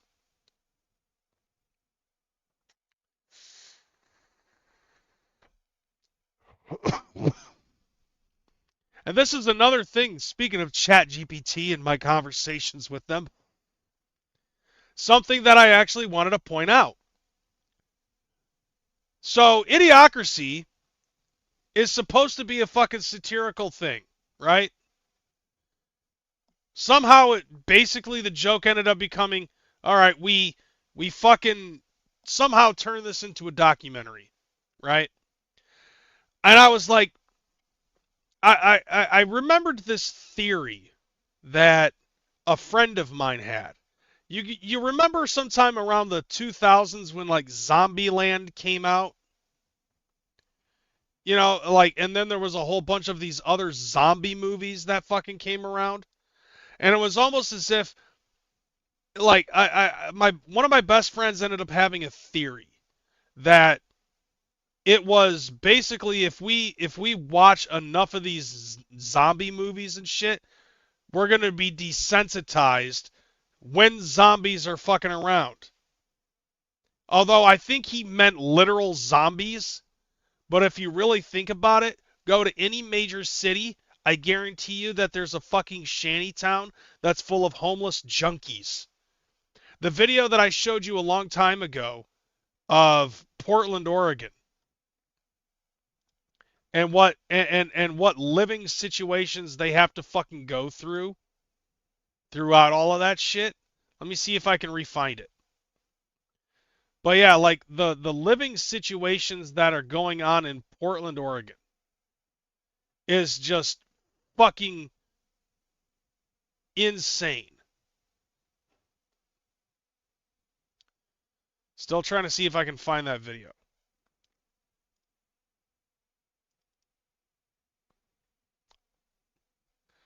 Come on, where you at, motherfucker?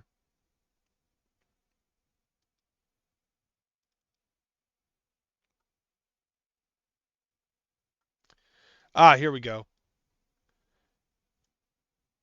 Yeah.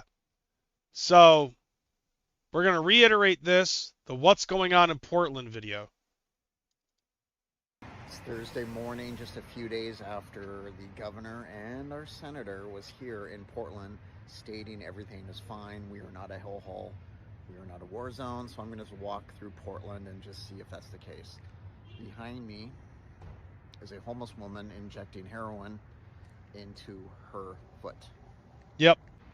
Knotted out in front of a business. Impossible to get in the front door. Yeah, you know that they're on something too. I'm sorry, what? You gotta hit it clear for a tour? Do I have to hit it clear? No.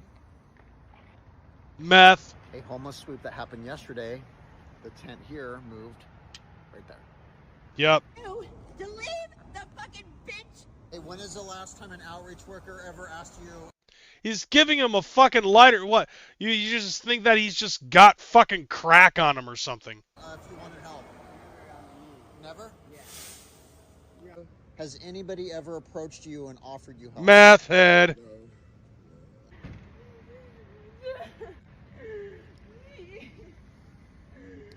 It's a homeless woman asking for her mommy.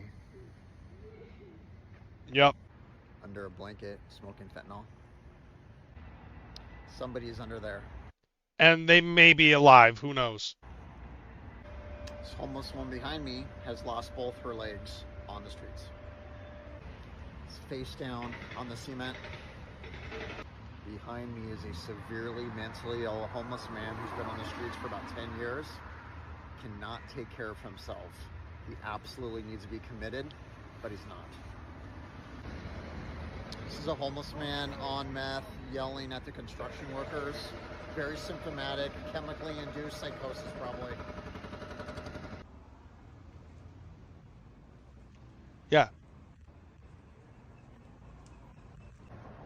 Side note, I worked here exactly 21 years ago. We are already into the second year of ending homelessness in 10 years. Then another 10 years and now another 10 years. Well, we also have, let's see. Yeah, we have people marrying body pillows. We also have mayor-elects that like to fuck a goat. You know, just putting that out there. You know, you can find that in New York City.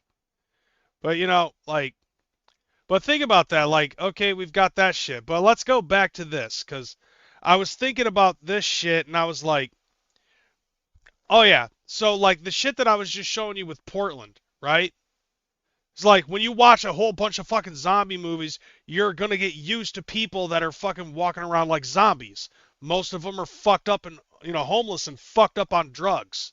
Because that's really, you know, and it's at a point now where it's like, you see people on the street that are panhandling, can't tell if they're doing that as a means of survival, or if They just do it because they don't want to get a job. For some fucking reason, it's easier for them to stand in the middle of the fucking street begging for money to make a living off of it in whatever fucking weather conditions. It doesn't fucking matter. People will I drive around all over the place and I see the same people in the same fucking spots when I go downtown. Mostly once you get off the highway, there are people with fucking signs that are, anything helps, or it shows their life story, homeless veteran, blah, blah, blah. Gee, I didn't know that a homeless veteran was able to afford brand new fucking Airwalks or Nikes. If you're homeless, what are you doing with $150, $250 fucking shoes? All right. That's always one thing that I've noticed is like if you're legitimately homeless, I'm gonna check your fucking shoes before I even talk to you, And then eventually it just got to a point where I'm just like, fuck you. I don't care who you are. Like professional panhandlers have ruined my desire to fucking help the homeless because I can't tell the difference anymore other than the shoes. And now it's like I'm so fucking annoyed by it that I don't want to fucking deal with it. But anyway, let me talk to you guys about this mindset. All right. Here we have a series of futuristic dystopian fucking movies that I feel have basically been curated in order for you to kind of be desensitized by certain things. And I want to start off with Idiocracy. So the concept of Idiocracy is that you have Luke Wilson, who plays like the most normal everyman in our time, right? And he ends up being frozen along with a fucking hooker that ends up in an experiment that's gone awry, and they end up getting shipped 500 years into the future. Now, at the beginning of the movie, they basically explain that the more intelligent people on the planet basically bide their time to procreate, and even if they do, they don't procreate all that much, right? Meanwhile, you got the stupidest people on our fucking planet that procreate faster than Catholic rabbits. And they reproduce into a family that's even stupider than that, right? They even indulge in a lot of cheating, which means procreating on the side of their own families, which is more people being pushed out into the fucking world, right? Now, if you were to expand that over the next 500 fucking years, what you are going to get is people who are so fucking stupid that they can't even solve basic problems. You also end up getting them involved in a lot of dumb shit. Like, take a look at the TV show, Ow My Balls, and how big the fucking TV screen is, but the entire outskirts of this is all advertising. In the movie, all of their clothing is advertising. Their most popular show is called Ow My Balls, which is basically a fucking TV show, a TV show about a guy who keeps on getting hit in the balls. The most popular movie at that time in this movie is called Ass, and that's all it is. Just 90 minutes of somebody's ass. And it's the most popular fucking comedy movie of that time in the fucking flick, right? Look at this shit. Beer online, 12 a day, keep Doc away. You've got your Brawndo, which, has electrolytes, and it's what plants crave. Karl's Jr., like, all of this fucking advertising. And that's the thing, though. You're surrounded by violence and advertising to nullify and keep you fucking docile and stupid.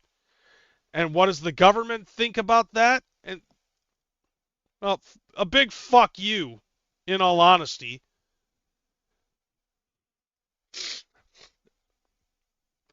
Don't you think that that's something that's going on right now, if you really think about it? Idiocracy was not meant to be a fucking documentary, but if you watch it, you can see how scary the comparisons are. And it's not, and by the way, I will say this, it's not limited to the Democrat Party or the Republican Party. It's not limited to that. It's both. By the time you get 500 years from now, those parties are irrelevant. And the president ends up becoming whoever's the smartest person on the planet. Right? Because only the smartest person is going to be able to figure shit out quicker than anybody else. But that's just one fucking thing, right? It's scary. How fucking meta this movie can possibly be. And the same thing can be said about this movie. They Live.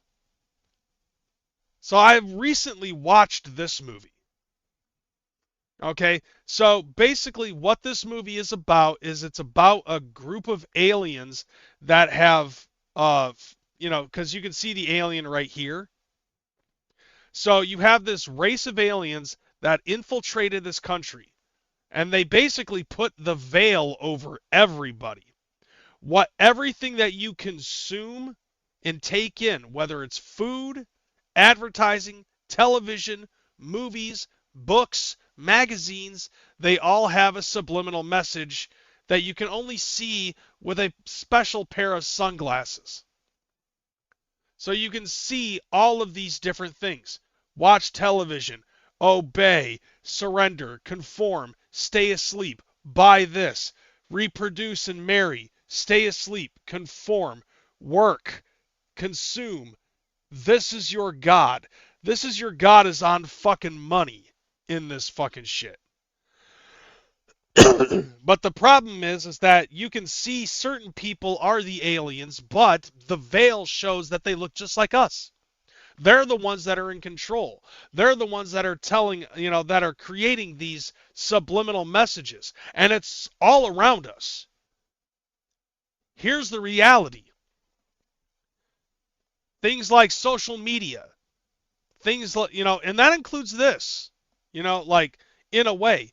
Social media, violence in movies, fucking the shit that goes on in the news, like the way that the news fucking carries your shit, when somebody fucking takes a sound bite from a Donald Trump speech and they're able to spin it around to make it sound like he said something racist or something bigoted or something that's pro fucking Nazi. Or something like that. Everything is a fucking distraction away from what's actually real. And that's what They Live is. And that's a world that we live in now. The same thing can be said about The Running Man, which is one of my favorite fucking movies. In the movie, Arnold Schwarzenegger plays as Ben Richards, who's basically in a futuristic dystopian spot. He's a police officer in Bakersfield, California. He's flying in a helicopter, and he is told to open fire on a food riot because there's a whole bunch of people in Bakersfield that are starving and begging for food. And his job was supposed to be that he was supposed to shoot them all, and he refused to do it. So the people that worked with him in the airplane detained him, knocked him out, shot the civilians, blamed it all on him, and said that he went berserk. So he ended up going to fucking prison, right? Think about that. Spinning the narrative to lie about somebody, to be able to do something so wrong and corrupt and blame it on somebody else that didn't want to do it.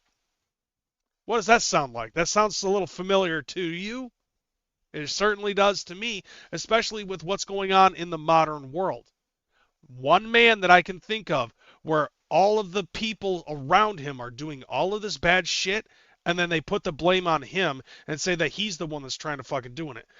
Yeah, exactly. Distract and divide. And that's something that The Running Man was pointing out. what I found very interesting about this is that as you watch the movie, you see up here how you see Damon Killian on this TV. There are giant televisions all throughout the shit, and it's displaying the fucking message like 24/7, 24 hours a day, 7 days a week, just like what fucking Weiss and Mick Fleetwood were saying after Weiss and Killian, Weiss and Laughlin helped Ben Richards break out of the fucking prison yard that he was in for 10 months. And then he ended up, and by the way, Ben Richards was supposed to have a brother. Turned out that after Ben Richards was arrested, his brother ended up getting taken to a relocation center. Basically a concentration camp, which means he went bye-bye. He went the long bye-bye. So anyways, yeah, so he kidnapped somebody to try to, get away from all of that. But then he ends up getting caught again and coerced to be a part of The Running Man. The Running Man being the #1 game show on the planet, if not just the country, right? Where he's supposed to spend 3 hours in this dilapidated area of Bakersfield, California, being stalked by guys like this: Buzzsaw, Sub-Zero, Fireball, Dynamo, and for some reason, Jesse the Body Ventura. However, what ends up going down is he ends up joining a revolution, which was led by Mick Fleetwood, Weiss and Laughlin, who were also participants in the Running Man, were also a part of that resistance. And they want to show the proof that everything that they see is not what it's meant to be. And everybody in the world is completely fucking blinded by it. And that's something that's going on right now, like I was just talking about with the fucking news. Like, the news spins narratives and yarns that basically fucking tell you something, and people just eat it up and believe it. Most people just watch buzz clips, and fucking read headlines, and then they just go to the races with it. And that's basically what it is with this shit. Now, what's going to happen soon? Well, I mean, if you take a look at what's going on in the UK is turning into a fucking it's turning into a fucking police state, basically, or like some sort of fucking authoritarian state, which I do believe is what's going to happen to New York City. Very similar to another movie, V for fucking Vendetta. And it's interesting to say this because remember the 5th of November of Gunpowder, Treason, and Plot. The whole thing with this movie. Basically, the whole, like, it's London. Yep, the Gunpowder, Treason, and Plot. Thank you. I don't know the whole thing by heart. For I have no reason should be forgot, yada, yada, yada. Yeah, that's basically it. But, like, the whole idea behind the movie is that after the Second World War, London, England ended up turning into a police state that is being overlooked, not by that one, but by Big Brother. So you have your fucking elite group of government officials that control everything. And basically it just boils everything down to the point where it's like, okay, they become so authoritarian and totalitarian that if fucking anything goes against the order of the state, like, I don't know, homosexuality, or if somebody says something against the state, even if it's in a form of a comical sense, they get disappeared. Put into an internment camp. Now you go back into the idea of what it was with V, right? The whole idea behind V, the character V in and of itself was inspired because of who V was, next to, which was a woman who was basically arrested just for being a lesbian and put into a fucking medical experimentation camp, which is what happened to V in and of itself. The woman's name being Valerie, which is why I think he names himself V. Now, his idea behind going against the fucking authoritarian government is by murder and fucking terroristic attacks. Now, what ends up happening throughout the movie, though, is that V no longer V's ideals end up becoming so personal that he no longer becomes that the idea is no longer the person, but the person is now the idea. Or the other way around. I don't remember how I was going to fucking script this. The person no longer becomes the, it's basically, it's no longer about B being the person. V is now the idea. So everybody is V. What does that remind you of? Remember when Charlie Kirk was assassinated? And all of a sudden, a lot of people started putting out the hashtag I am Charlie Kirk, myself included. Charlie Kirk was no longer a person. Charlie Kirk became an idea. Now, here's the thing, though. We already have what I feel is going to be a authoritarian government, because basically, look at it like this. You have the UK being infiltrated by Muslims, and now they have a Muslim a Muslim leader. And the same thing with New York. New York City now has a Muslim leader. And if you say anything against these type of people, oh, you're accused automatically of being a fucking Islamophobe. Sorry, not sorry, but we have freedom of speech, we have the capability of critical thinking, and we also have certain things that we can fucking look at and profile with. Like, I don't know, a giant fucking airplane bursting through a fucking building in New York City 24 fucking years ago. That kind of set the fucking precedence. It's so amazing to see how easy New York can forget. Because if that's the case, then and people want to fucking be in that mindset, we might as well be in this fucking movie. Don't you think? As a matter of fact, I'm gonna do this.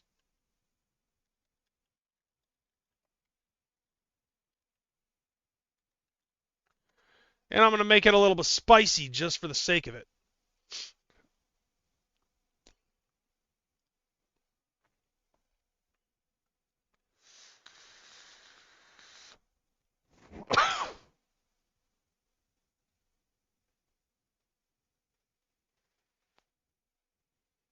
All right.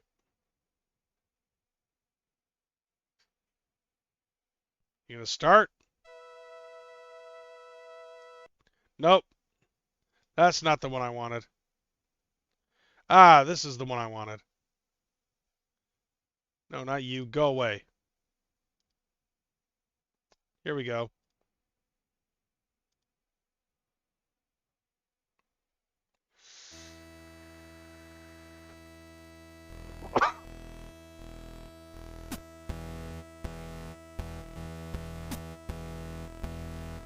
Because, let's face it, I like Nintendo, and this sounds awesome. This movie, another dystopian future. Lawlessness in New York City became so fucking rampant that they had to build a wall around the city. Queens, the Bronx, Brooklyn, Manhattan, Staten Island, all surrounded. And everybody that was inside was locked in forever. Anybody who creates crime outside of it ends up being thrown in New York City. In the movie, the President of the United States crash lands in there, and Snake Plissken has to save him from Isaac Hayes. And if he can't find him in a certain amount of time, then his head explodes. Now, here's the thing about that. With the way that socialism is entering our fucking country, especially in New York City, thanks to Zoran Mamdani. He's going to take the people that are in prison, he's going to slowly start bringing them out. Crime is going to go up, and he's going to defund the police so that way there's no help that's going to be taken care of. All of a sudden, we're just going to have Ernest Borgnine fucking chilling in a taxi cab, fucking toting Snake Plissken around. Nobody can get in, nobody can get out. It's just going to be fucking lawlessness. And this is something that I really am scared of. I've been hearing people in London basically saying what we're going through, you should probably look at, because it's bound to happen. Motherfuckers don't even know what they voted for. This is literally coming from Londoners, bro, who are experiencing the same thing. And a lot of people that are in TikTok that I follow, give it a year, they said. Pretty much people are going to be begging to be beheaded. It's not even fucking funny, but it's funny at the same time. Any Muslim takeover seems inevitable. My big question is, has their beef all along been the USA's steadfast alliance with Israel? We all know the hatred is real, but what lies beneath? To be truthfully honest, anybody that isn't a Muslim, religion-wise, is an enemy of the Islamic faith. That's their belief. Especially the more radical ones. And the more radical ones, sorry not sorry, tend to be fucking brown. And that's just based off of pattern recognition. I don't have any problems with brown people. Just the ones who want to kill me are the ones that I have a problem with. The ones that want to fucking bring in Sharia law into the shit. I actually watched a video before I started watching this where somebody ended up saying, yeah, they just said the quiet part out loud. They actually have rules in their country where you are not allowed to try to implement your religion into their countries, but they have the capability to go to other countries and implement their fucking religion. I'm sorry, but no, fair's fair, bro.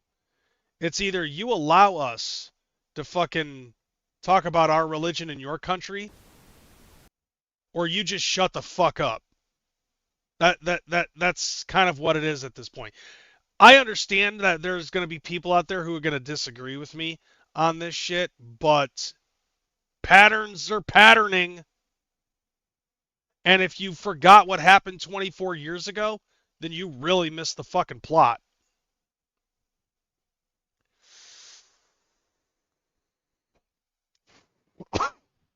One other thing, too, is that you don't have to like your government. I'm going to say that. You don't have to like your government. Because, you know, let's face it. I'm not a big fan of our government, and I love this country. The degradation of American culture is happening. It's real, but why? The agent of infiltration is real. Yeah. I mean, basically, like, think about it like this, okay? Have you watched Captain America, the Winter Soldier? Like, Zola fucking explained that if you try to force somebody to get rid of their freedom, that's when they resist the most. That's something that they learned during World War II.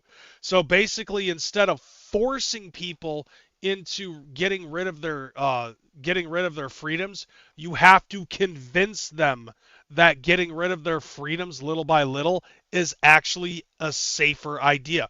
And that's something that kind of sort of happened during 9/11, where it was like, in exchange for the, you know, because of what happened with 9/11 and all of the fear and panic, everybody was scared. Nobody knew who to look at, who to trust, and what to believe. So the Patriot Act fucking kicks in, and it becomes law, right? Where basically we all can be monitored at any given time, 24/7. We are kind of monitored at all times, at all angles. It's even worse in fucking China, like Shenzhen and all of those other major cities. Zhaohao in fucking China, they're all fucking monitored 24 hours a day. In New York City, they have cameras that are above the street lights that if you run the red light, it will take a picture of your fucking license plate and they'll fucking fine you later. It's shit from the Wizard of Oz. Pay no attention to the man behind the curtain. Exactly. And a lot of these things, like I made mention before, fucking on They Live. Let's go back to They Live. Pay no attention to what's behind the veil. Because that's all this is. And then when they find out that there's like a signal that's being beamed from some certain location, if they find out that if they break the signal, then they remove the veil, and you'll be able to see all of this in 4K. And you'll be able to see all of the people who are actually acting as aliens. Which makes it so, like, when Roddy Piper went into that bank and said that he was there to chew bubblegum and kick ass and he was all out of bubblegum and he started shooting motherfuckers, he could see that he was shooting aliens. They saw that he was just shooting random people.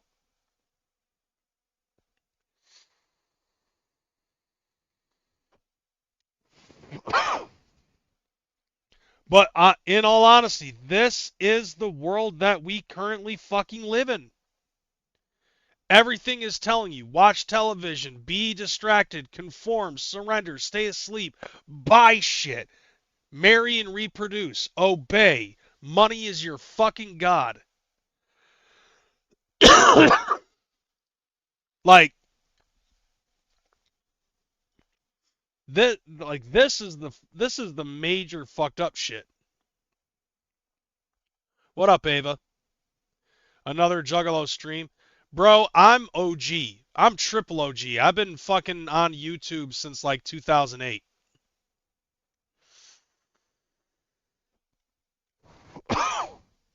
I'm sure you didn't know that because there are a lot of people who come and go, at all different times. But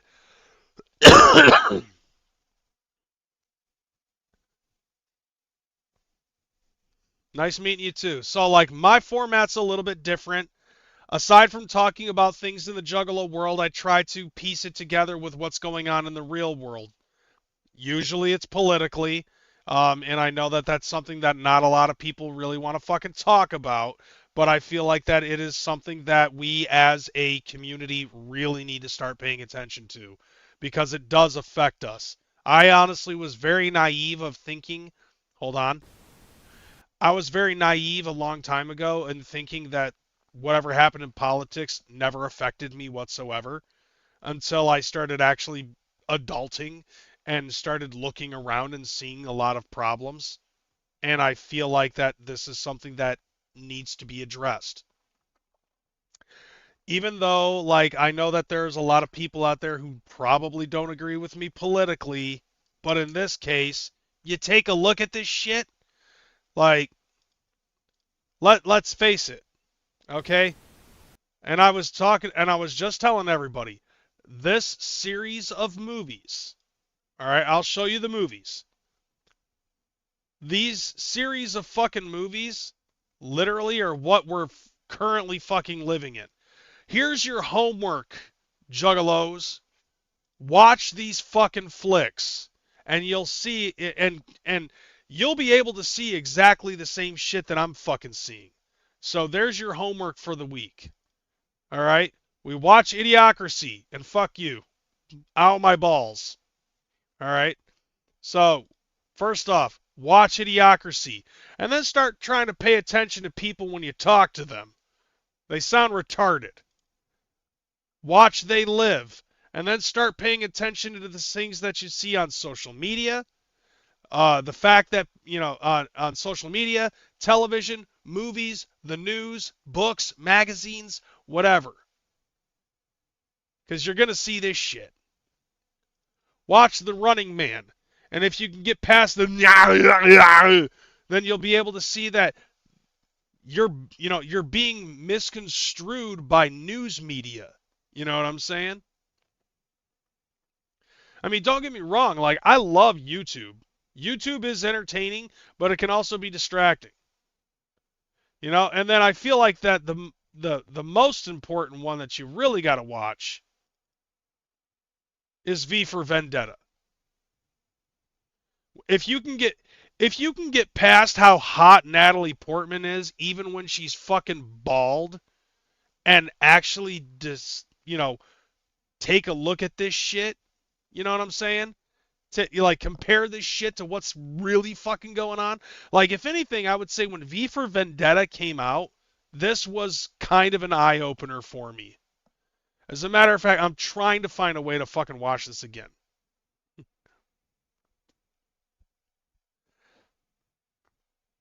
Like, at the same time, you also got to remember, like, even though, like, I'm fucking bitching about it, I still do get paid for fucking ads. And fan funding, obviously. But also, then again, also watch Escape from New York. Just Escape from New York. I will say I do not recommend watching Escape from LA. Because once you see Snake Plissken on a surfboard, it just takes everything we knew about Snake Plissken and just makes it a mockery. YouTube can be trolled, ad blocker, turn off history. Your feed isn't controlled. I don't get blasted with any ads remotely anywhere ever. Since the WoW retail days, I'm purely self-cooked.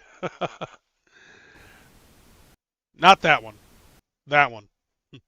But yes, so that's your homework for the week. Watch those 5 movies.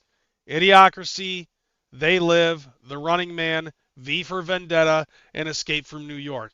If anything, that should give you a good grounds for what you see in the outside world. Once you see those movies and you're able to interpret the messages that the Wachowskis, interestingly enough, and John Carpenter, and fucking Richard Bachman, which, by the way, The Running Man is having a reboot coming out, and it's actually more closely tied into the actual book than it is the Arnold Schwarzenegger version. And that should be coming out within the next week or so. I can't fucking wait, because I love the story behind The Running Man. So basically, instead of it being a 3-hour game show, it's a 30-day survival in the world. And everybody's gunning for Ben Richards.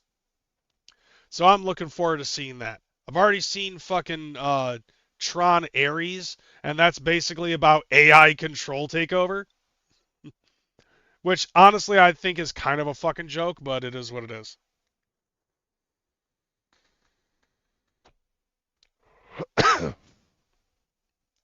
KGB defector Yuri Benzmanov, warning to America, 1984. Nope. It actually is fine. So, that's some other stuff, too, that you can possibly look at, too. George Orwell's works. Like 1984 and fucking Animal Farm.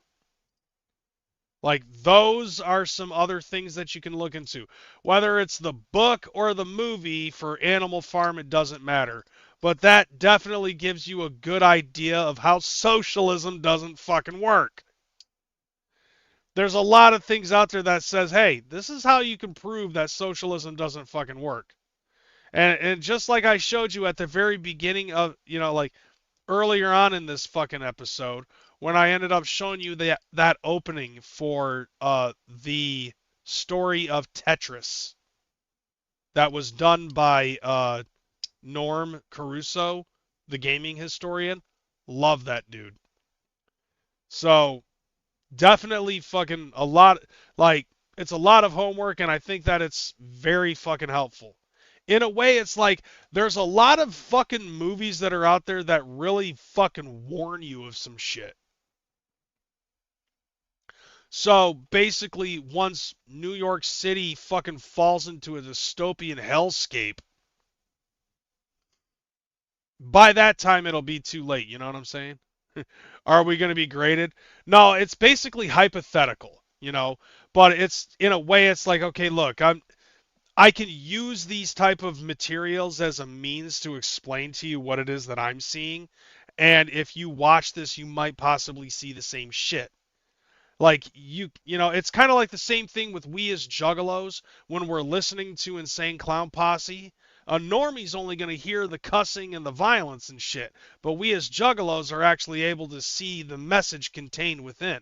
And the same thing can be done for movies like this. When you're taking a look at the real world and then you watch a fucking movie and you're like, yeah, that looks familiar. You know what I'm saying? Like, it's basically the same shit. As a matter of fact, I'm going to get the fuck up out of here. I am way past my fucking time. But that's the show. I'm going to get the fuck up out of here. You guys, thank you for being here, watching, participating up in the chat. Got to give another shout out to fucking Dr. Shocker for that $20 boy. Even though it's not showing up here. But he fucking sent me money. So hopefully it fucking goes through. God damn it. But alright. Much love, y'all. I'm out this bitch. I will be back next week with another one. If you can't get enough of me, make sure you follow me on Twitch. If you're new to this channel, hit the sub boy. Alright, I'm out this bitch. Twitch.tv/CrazyMcCormick, same spelling. I'll be playing video games as much as I can after I get done with my jobs Monday to Saturday. Alright, I'm out, bitch. Deuces. Have a good one.